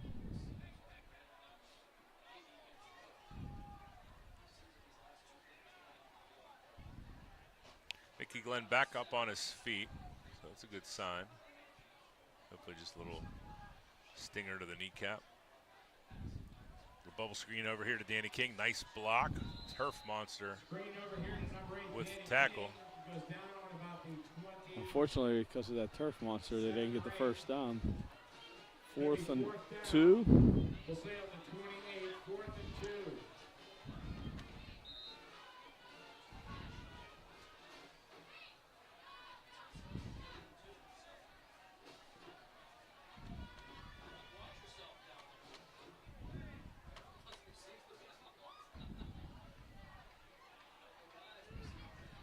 Wisniewski still split way far right. King and Neesteen to the left. Neesteen comes in motion. Inside handoff though to Dawson Gaylott. First down and more. Dawson Gaylott dragging defenders. Finally brought down inside the 10. Another big gain for Dawson Gaylott. There's the ball down to the 8-yard line. First and goal for Freeport.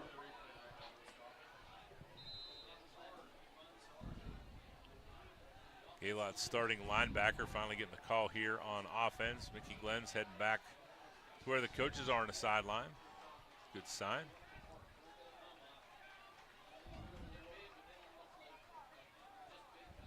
Hopefully just a scare for Mickey. Austin Gaylett sidecar left this time. Low snap. Fakes the handoff, keeps. Quarterback Ross keeps it. Looks like he lost several yards. Tackled by the Indians, number 8, Jacob Snyder, number 56, Trent Buffalo. Mickey Glenn back in the game for the Jackets. Right, let's go, Mick.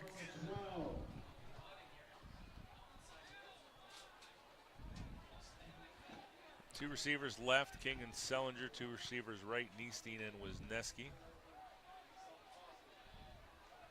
Glenn back in the game, as Wayne said, who will now sidecar right of shotgun Drew Ross. Better snap that time. He rolls out. Nice little bubble screen there to Mickey Glenn. Gets out of bounds at the 5-yard line. Amos Glenn catches a little swing pass. At least 3rd and goal. Down to the 5-yard line. About the 6, looks like. 3rd and 6. For a touchdown, it's actually 3rd and goal, 6 yards to go.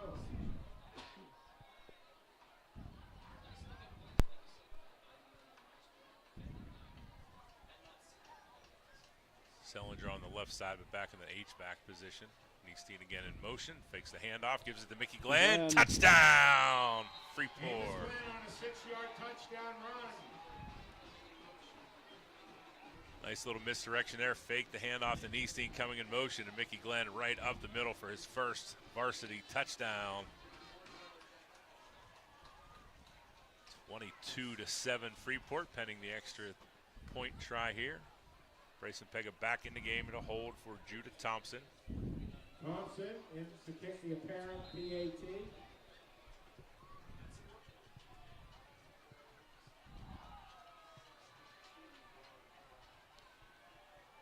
Snaps good, holds down, kick up and good. The Body Revolution scoreboard now reads Freeport 23, Indiana 7 with 4:29 here remaining in the 3rd quarter. Jump on another commercial.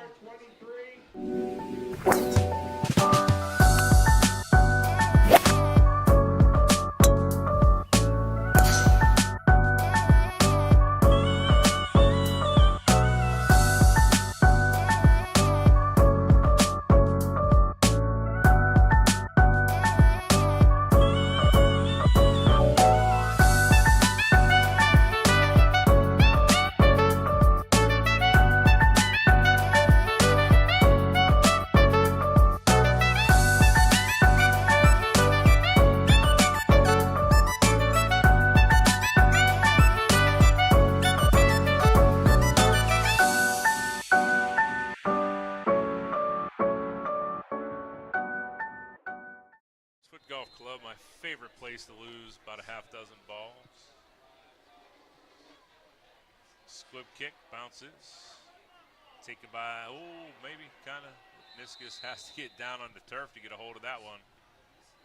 Trying to get a big return, couldn't get a good hand on it. Indians will start 1st and 10 deep inside their own territory. Ball will be spotted at the 16 for Indiana. Coach Duran's defense ready to go. There's a big stop here again. Could put things away for the Jackets if they're able to get a stop and a score. Number 7, Chase Flynn in the game. First time that I've seen him on the field. Left defensive end where Pega and Schlegel have rotated some time. Schlegel back out over on the right side. Matt Wallish is at defensive tackle now instead of outside linebacker, so that puts Schlegel, Danny King over on the right side, Flynn on the left. And they're short personnel. Indiana got to run somebody on. Still 27 seconds on the play clock, so lots of time. 25. Jackets up I don't aggressively remember on them the being line. out there before. Big hit there by the Freeport defense. Rocco Cosentino on the carry. Number 56, Cole Troutman. The big hit there. First impact on the running back. No gain on the play. 2nd and 10. No gain on the play. 2nd and 10 here for the Indians. Clock ticks under the 4-minute mark in the 3rd quarter.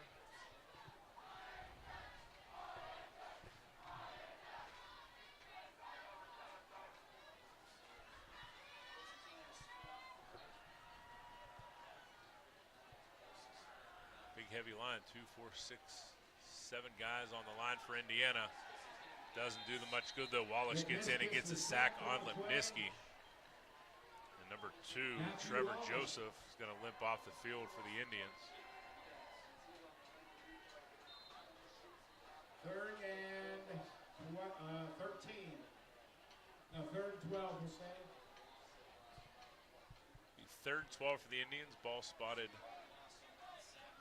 Now it's the 8-yard line, or excuse me, the 13-yard line.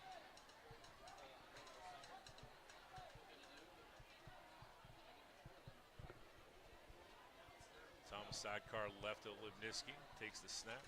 The whole house came and we missed them. Don't slip out there. Dawson, nice play.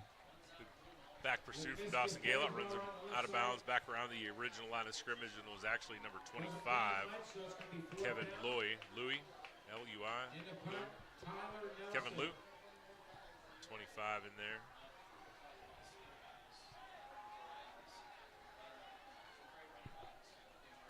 Not sure where Thomas was in that play. He's down here getting checked out by the trainer. Yeah. Just ran some sprints, some type of leg injury.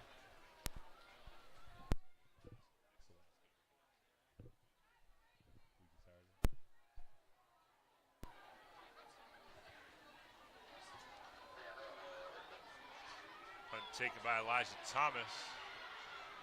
Or sorry, Owen Easton, sir. Wrong jersey. Like Thomas lost a lot of weight at halftime. 10-yard return. So this time Jackets started plus territory as they backed up the Indians. And nice return by Neesteen to get the ball to the Jackets 1st and 10. Ball spotted at the Indians 35-yard line. Kind of early, but it'll be a tough hole to dig out of for a young Indiana team if we can get up 30-7 here before the end of the third quarter. Definitely a big drive here for the Jackets. It's just really interesting to me, the reversal of fortunes the last couple years. 2 years ago, Freeport won big. Last year was kind of a revenge tour, and senior-heavy team for Indiana took advantage of a young Freeport team. And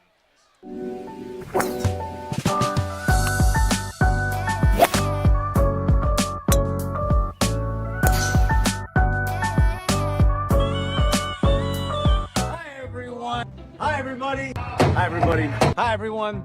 Hi, everyone. Hi, everyone. Hi, everyone. Hey, everyone. Hey, everyone. Hi, everyone. Hi, everyone. We're here tonight at the Richard G. Snyder YMCA. T-Bone. Guys, that's right. It's $5 Sushi Wednesday. Produce sale. Bananas. 45 cents a pound. Pork turkeys. You know why we're doing pork turkeys? We're doing a fundraiser. The meat keeps on rolling, the hair is sprankled. You know what day it is today. It is Sushi Wednesday. $5 sushi rolls today. We're getting inspired. Come out and help me hashtag save on me. And we're pumped up because we are less than 24 hours away from Camp Out for Community tomorrow. Like and share, like and share. So like and share, like and share. Help spread the word. Just make sure you like and share. We can't do what we do without you. Come and see us. We can't do what we do without you. Come and see us. We can't do what we do without you. Come and see us. Can't do what we do without you. Come and see us. Bye.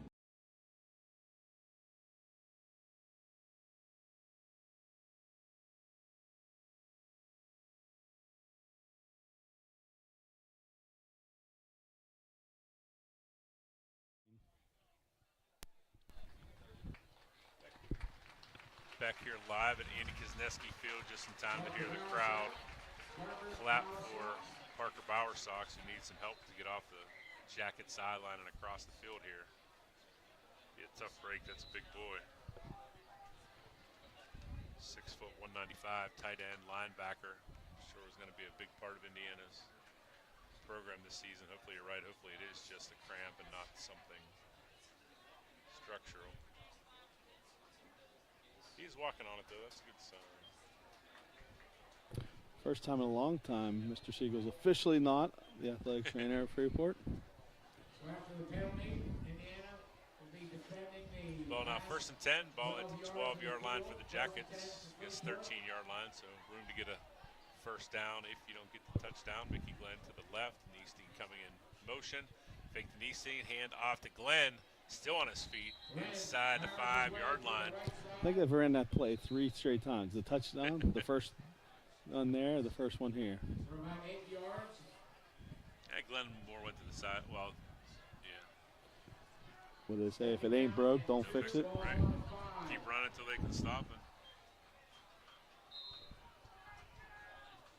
This play will take it down to under 2 minutes in the third quarter. That's where I feel like we missed the mark a little bit last year. There were times where we made some big plays and then we didn't run that play again the whole rest of the game, and I just never wrapped my head around that. But like I said, if it ain't broke, don't fix it. Keep running it until they stop it. Easteen again in motion. Fakes the handoff. This time it's a Ross keeper. Ross still on his feet, trying to get to the goal line. Looks like he's going to come up just a little bit short. He will get the first down. Yep.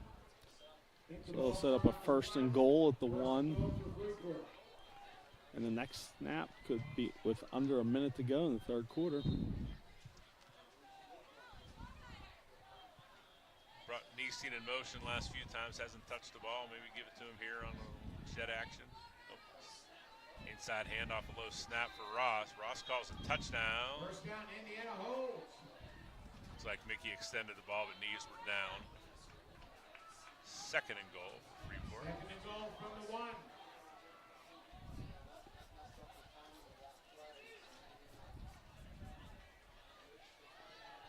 Zniski all by himself over there on the right side. Now Joseph will slide over. Snap to Ross. Keeper. Touchdown, Freeport. Drew Ross. 1-yard touchdown run. Misdirection, Wayne, you got to count for everything. So he bought the fake to Mickey Glenn. Ross keeps it, makes them pay for another jacket touchdown. 29-7 Freeport. Body Revolution scoreboard. Appreciate their support. Locally owned, 24/7. You get a little key fob. You can go whenever it's convenient for you. Not handcuffed by retail hours. Kick is up and good. With 53 seconds remaining in the quarter, the score is now Freeport 30, Indiana 7 here on the High Top Sports Network.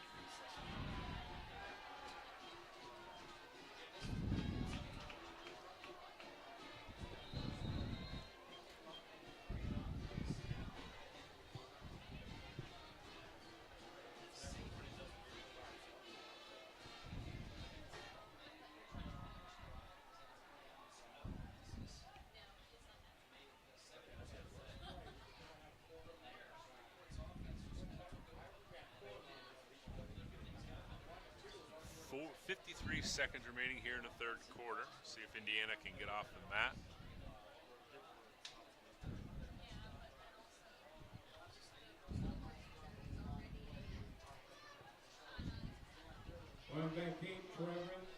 Bad news for Indiana.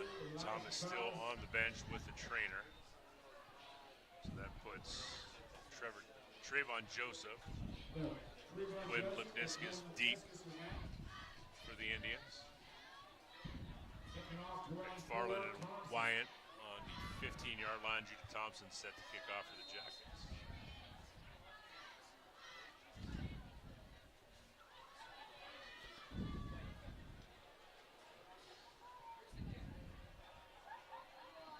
Kick is taken by McFarland.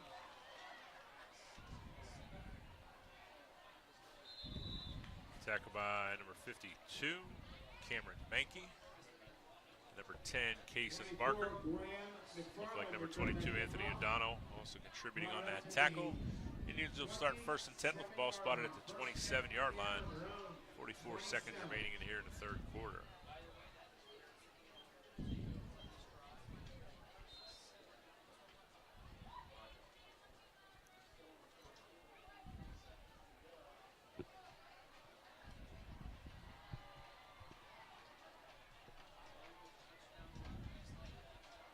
Mabo and it's safety for Ross. Barry Sapega back on the left outside. Linebacker blitzing spot. Todd Duran's defense. Handoff is Cosentino. Nowhere to go. Swarm of Jacket defenders and the ball is out. Tried to do a scoop and score there. That's going to cost Freeport in that. Indiana will recover. Sean Sellinger down on the field.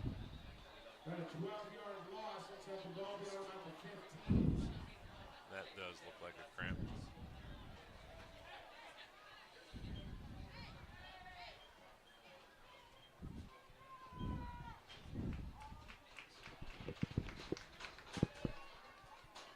Highlands Gold Rams up 24-21 on the Riverhawks. Oh, Coach Bones.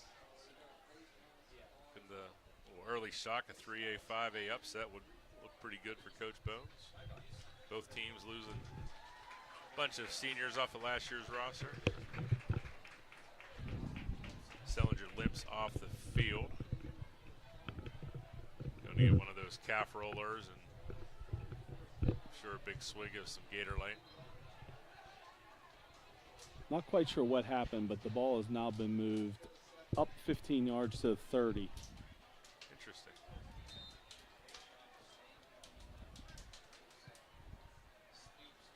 And maybe rolled it down by contact before the ball came out.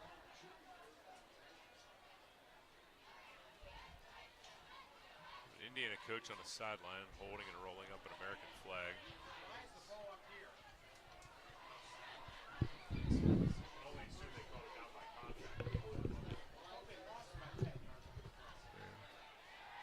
Lipniscus rolls out, flicks the ball deep to Joseph, catches the ball and falls across the 35-yard line. Big play downfield from Lipniscus to Joseph. Tackled by number 9, Braden Pamebo. Indiana That'll bring Ross back out to safety as coaches want to talk to Braden Pamebo there. If that ball's not underthrown, it's probably a touchdown. He had to slow down a little bit. Good learning moment for Braden Pamebo, first real varsity action. Sophomore.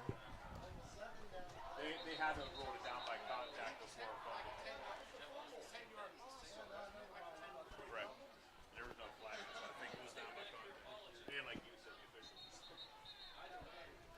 The referee threw a flag, picked it up, put it in his pocket as he's walking down the field. That's why there's now a delay here.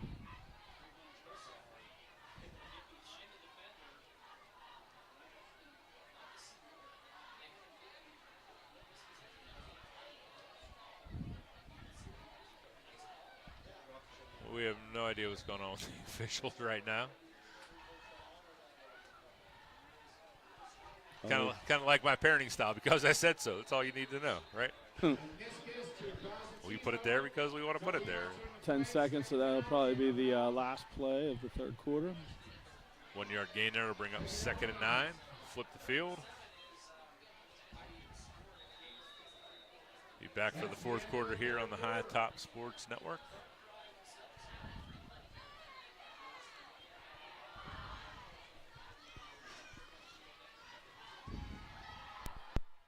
Steffi's Country Catering prepares home-style made-from-scratch dishes that will have you convinced Mom made it.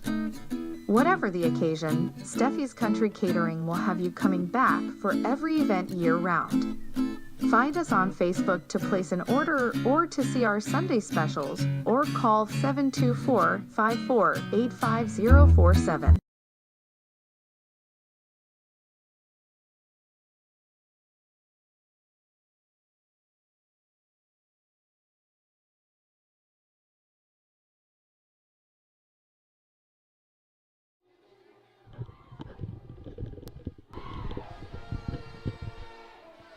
Steffi's Country Catering.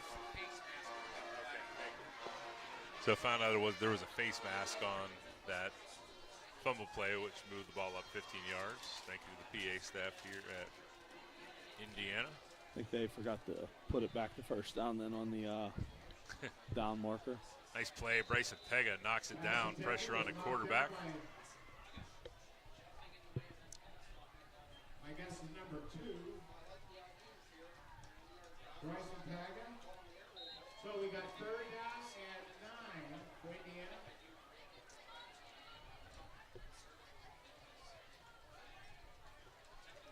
Looking to see who took the spot of Sean Sellinger. It's 52 Cameron Mankey. Sean is walking on the sideline, getting ready to come back in, it appears.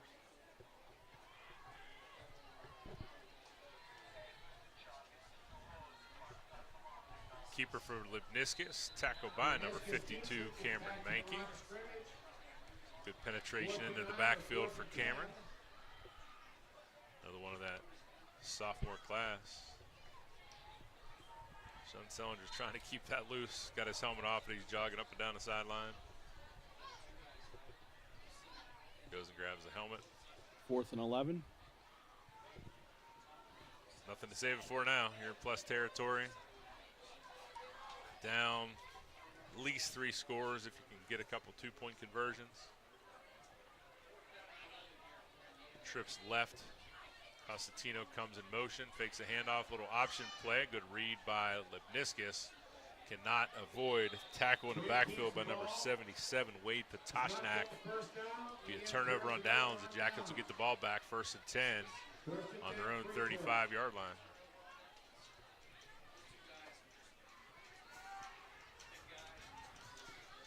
Take a look, see what's on the weekend menu here at Steffi's Country Catering. While you're doing that, Mickey, Glenn, and Sellinger back in the lineup. I guess Mickey was in before there. 5 extra course of wedding soup this Sunday, Wayne. Nice. Sunday takeout deal, 1 hot turkey sandwich, mashed potatoes, stuffing ball, veggie. Jackets are taking a timeout. Salad and cake for 5 people, just 60 bucks. Still 2 is lasagna, tossed salad. Bread and cake for 5 people, 55 bucks. So a couple nice options there. Again, you search Terry Steffi on Facebook. See your weekend meals from Steffi's Country Catering. Life doesn't slow down when the everyday aches and pains have you sidelined. So get back on the field sooner with the care of Olson Chiropractic. Dr. Ryan Olson and his staff treat a variety of conditions for patients of all ages. Don't jeopardize your quality of life and the moments along the way. Let Olson Chiropractic help you find the healthier, younger you. Call Olson Chiropractic at 724-548-1040 to schedule a consultation or see a full list of services online at olson-chiro.com.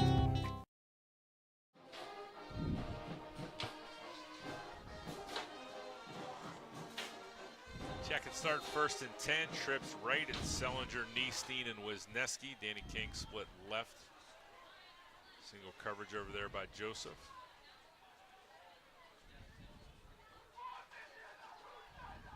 Niestein comes into motion. Ross back. Sean Sellinger catch down the middle. Tackled by Joseph, but not before a big gain. Drew Ross connects right down the middle to his tight end, Sean Sellinger, back from that cramp. The end of the 3rd quarter. 1st down, Freeport. Clock will continue to roll. He threaded the needle there, hit the window, gave Sellinger an opportunity to catch it, make a little run after the catch. Nice job, Jackets. I took advantage of the defense up, thinking Freeport would keep running the ball to run some clock. Niestein in motion. This time he will get the handoff. Jacket sideline, run out of bounds. Cameron Mankey's in on the offensive line too, looking to see who is not out there for the Jackets. 2nd and 8.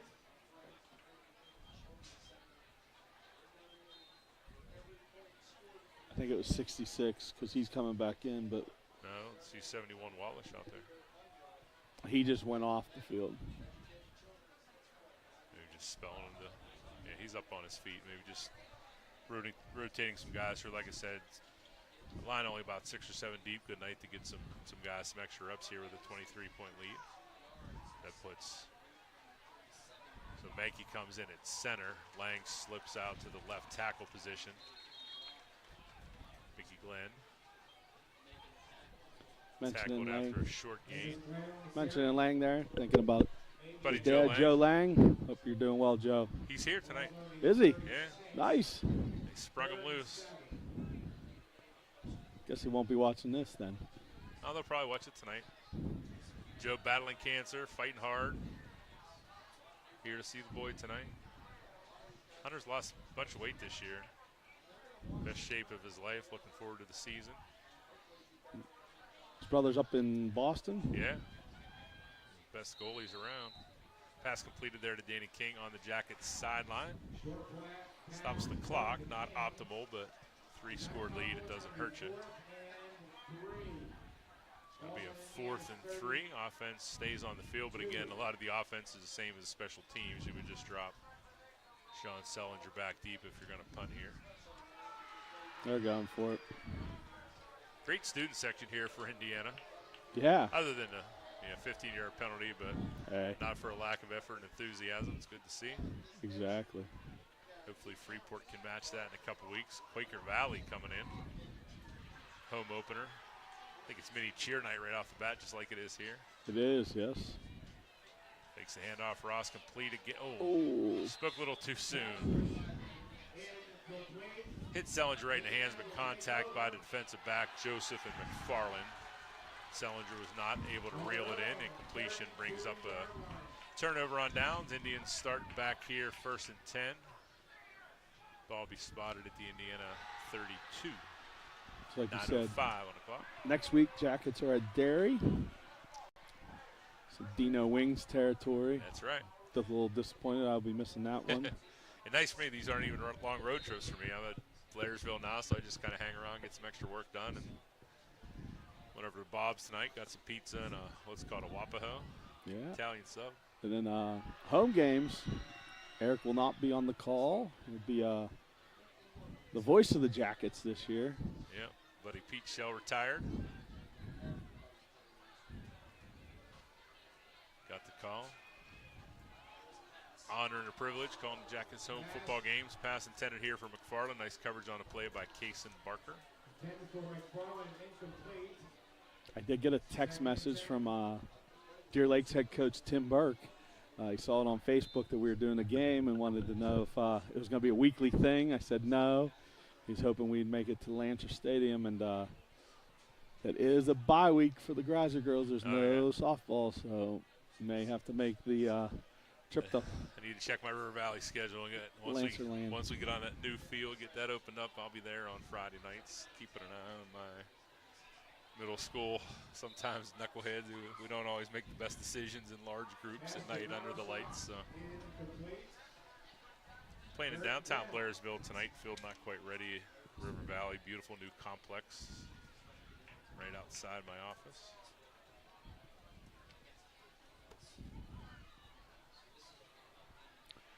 Brian Forson and his guys really made a lot of progress trying to get the field ready. We got on there to practice this week. Hope to be there for the home game on September 6th or the 13th. Definitely trending in that direction. Got the new Musco LED lights. Be able to flick them on and off, different color schemes and stuff, so it should be a lot of fun, yeah. If you're going to do it, if you're going to do it, do it right. Going big at River Valley. That's it. People would have been complaining about taxes going up. No stadium in Freeport. You don't think they did? Nobody wants their taxes to go up, but got to keep up with the Joneses and have the turf and the lights. And it's good for football. It's good for, we hope to get a soccer program there soon. It's great for the band. Baseball and softball can practice on it. It's just a lot of benefits. Timeout by the Jackets. They've got about 12 guys, 13 guys on the field. So we're about 8:19 to go in the fourth quarter. We're going to jump in here and listen to our buddies from Birdsfoot again.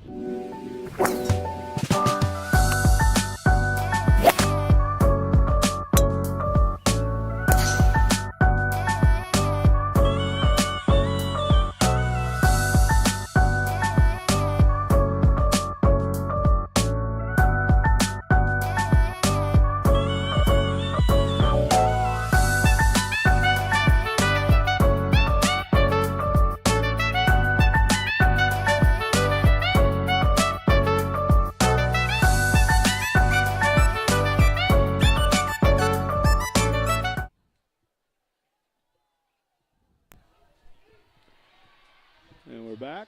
Indiana's going to be punting here on fourth down.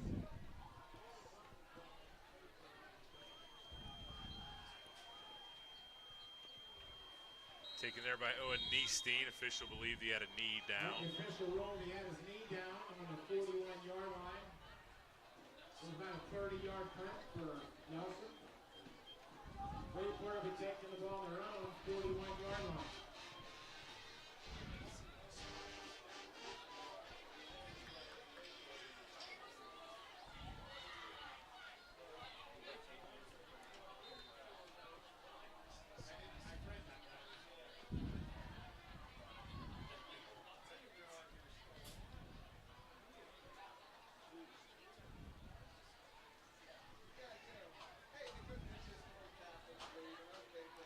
Sam Austin running in off the sideline for the Jackets.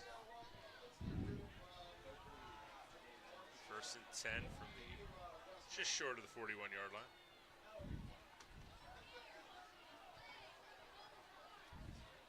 And around handoff to Bryson Pega, and then Owen Eastings played so well this week. Flag coming in from referee behind the play. Mickey Glenn giving him that who me look. Nice run by Bryson Pega is all for naught.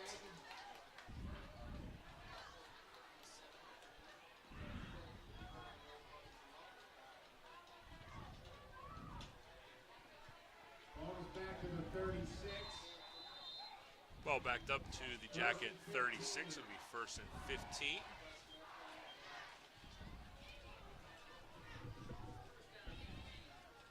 Wondering at some point if they put Danny King under center just to get it on tape to give the teams one more thing to worry and prepare for.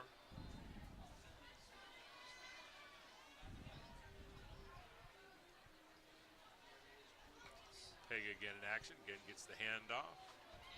Big hole for Pega, he's up the Jacket sideline, he'll get a 1st down and more, dances away from the first defender, tripped up by the second, but he's across midfield and has a 1st down for the Jackets. Sophomore Bryson Pega.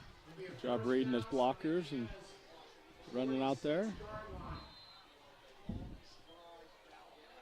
Brother Brady, freshman at West Virginia this year, started on the offensive line the last 3 years. Actually went both ways, offense and defense last year.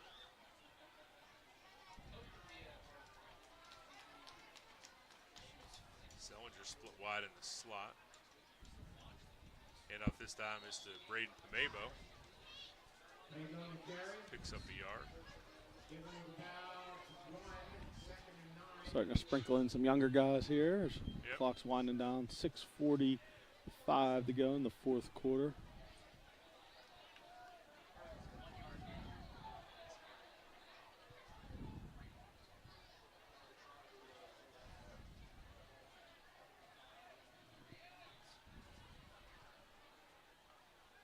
Pega in motion, fakes the handoff inside again to Pamebo. Pamebo picks up the 1st down. Nice hard run there.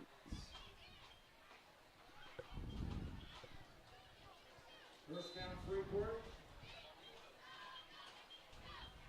Ball is now on the 34. We're just grinding down the clock here, a little ground to pound. Ross still in the shotgun. Pega again comes in motion behind. Hand off is to Pamebo again. Another big run up the middle for Braden Pamebo. Picks up another big Jacket 1st down. 1st down, yep. So I've been around these boys. Not a 1st down. The referee on this side saying it's short of the 25. Yeah, these probably came down. That's probably a fair spot.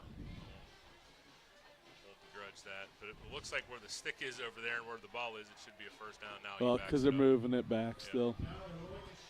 Braden's an athlete that was the one that was on all the travel teams, wasn't, one of those upper echelon guys, but has really just worked his butt off. Mom owns a gym, he's got great core strength. He's just kept working, and put himself in a position to get a lot of playing time in all 3 sports, football, basketball, and baseball. He's a worker, great kid, very quiet, very humble, but has worked really hard to get himself on the field in all 3 sports. We'll see hard work paying off for number 9, Braden Pamebo. Does pick up the 1st down there. Clock continues to roll now into the 5-minute mark on the Body Revolution scoreboard.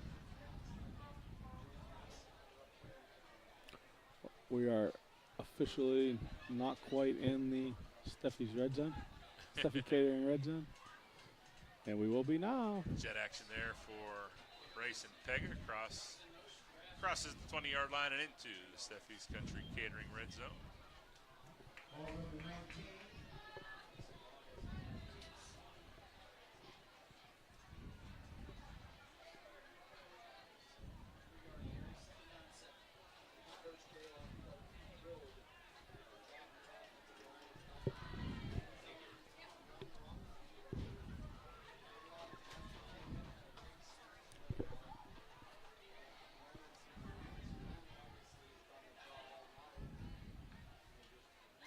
comes in action. Handoff is to Pamebo. Pamebo, horse collar tackle. That's an easy call from the Indiana sideline.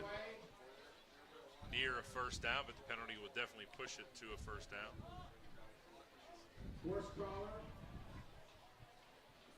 Pamebo comes up a little gimpy. That's exactly why that penalty is called. It just buckles the knees. And dangerous play at any level.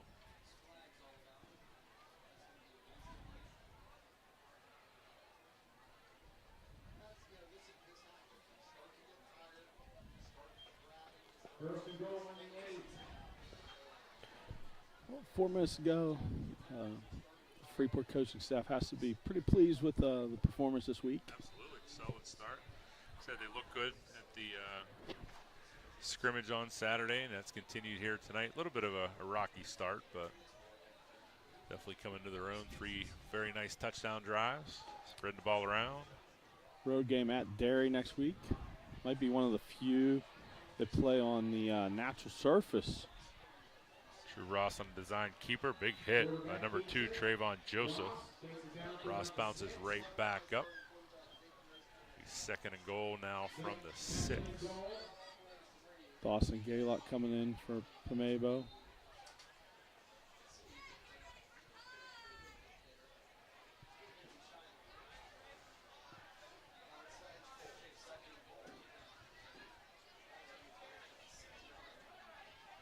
Give a little breather, give a spot here for Dawson Gaylock maybe to tote one into the end zone.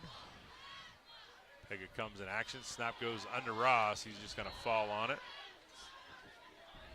No need to be a hero up 23, Wayne. Definitely put yourself at risk of getting injured there on a freak play like that. So, right, at this point, especially after that play, maybe bring the JV squad, let them take some snaps, and hope that Indiana acts in kind. Looks like they're getting JV lined up here on the Indiana sideline for when they get the ball back. 3rd and goal from the 20, 19. Looks about right. 20.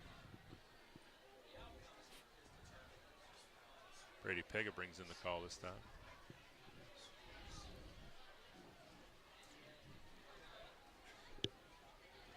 That's going to be a false start on Sean Sellinger. Back the Jackets up 5 yards. Ball start, 5 yards back. 3rd and goal from the 25.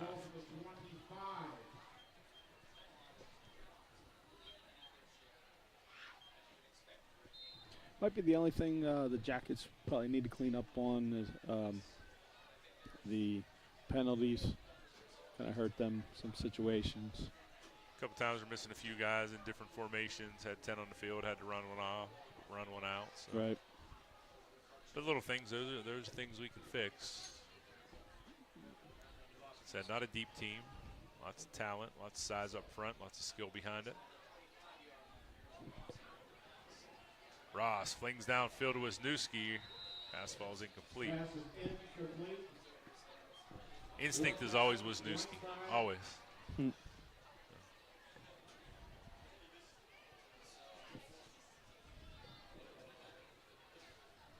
Say something for 70 years, it's hard to unlearn it.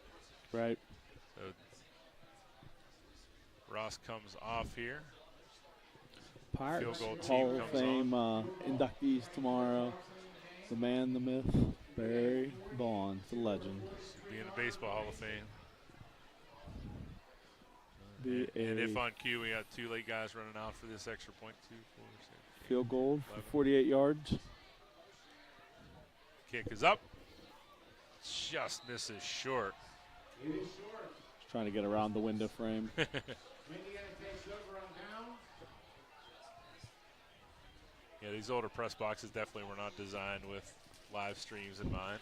No, you need. Of course, Freeport's newer boat isn't really designed for your live athletic streams directors, when you're doing the press boxes, windows up and down, not side to side. We do have that at Freeport. Ours do go up. But the top ones need to come down.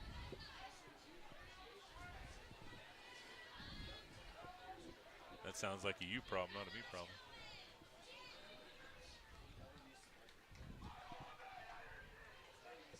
JV squad in for the Indians. Number 9, quarterback, Danny Trevorrow. Read some good things about him, some promising future good for young him. athlete. Yep. Basketball player too, if I'm not mistaken. Indiana girls softball, their 14U team was in the Little League World Series. Yeah. One of my middle school students last year is at the high school now. She was on that squad as well. Indiana area. Yeah. Trevorrow escapes the pressure. It's back across the original line of scrimmage, wrapped up and tackled by Freeport number 25, Eli Perez. Got some JV guys in here on the defense now for Freeport. 26 out there. Number 32, Nick Suter. Weird to see 26 and not be Colton Otterman out there. Yeah. Number 4, Luke Sellinger, freshman out there at outside linebacker. Number 21, Aiden Alcorn, another freshman. Number 3, Luke Logson is a freshman. 28 and 52, the inside linebackers. 28, Paxton Senny's a freshman. 52 is Mankey. He was in there earlier. Barker out there still at 10, right? Number 64, Maddox Tresco is a freshman. 32. Just mentioned 32. 32 is Nick Suter, yep, got him.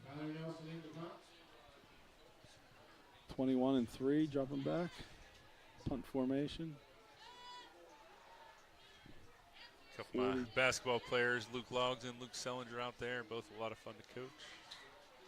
47 seconds. Luke Sellinger is always smiling on that kid's face, run through a wall for you. Whether he's starting, coming off the bench, coming off the court, just always smile on his face. Hey, there's a positive for Indiana. Good snap. Punt taken by number 21, Aiden Alcorn. Call him Freddie.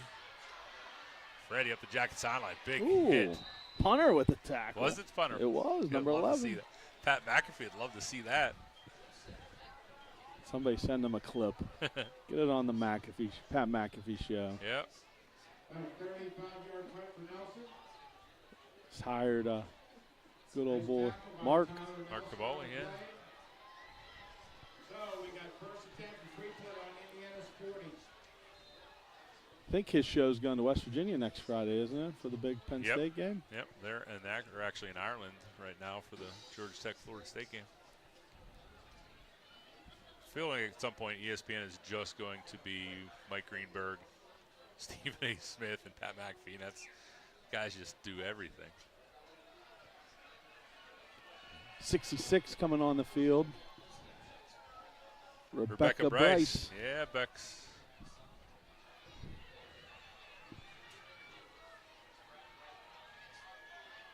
Luke Sellinger will take a knee. So congratulations to Freeport on their victory today. That'll be the final score of the game. Looks like the final score. Rubber match will go to the Freeport Yellowjackets, 30-7 victors over the Indiana Indians. Assuming next year they'll be coming to our place because it's a 2-year cycle again. So. Yep, both young teams. Freeport should be pretty top-heavy with juniors and seniors next year. This one goes to the Jackets. Thank you for tuning into the High Top Sports Network. This is Eric Westendorf, Wayne Greiser on the camera, and color analyst. Always a privilege to be here with you on the High Top Sports Network. Make sure you take care of our sponsors, Body Revolution, Steffi's Country Catering, Birchford Golf Course, Sprinkles Neighborhood Markets, AIA Athletic Training, Olson Chiropractic. Save on meats. Hashtag Save on Meats. Sushi Wednesday. I can't believe we didn't talk about either one of those today. Yeah. Well, that's because we went to Bob's and we Bob's had some Jersey Pizza. Mike's. Listen, people, Right. you come to Indiana, you got to get to Bob's Pizza. It's my pizza. That's right.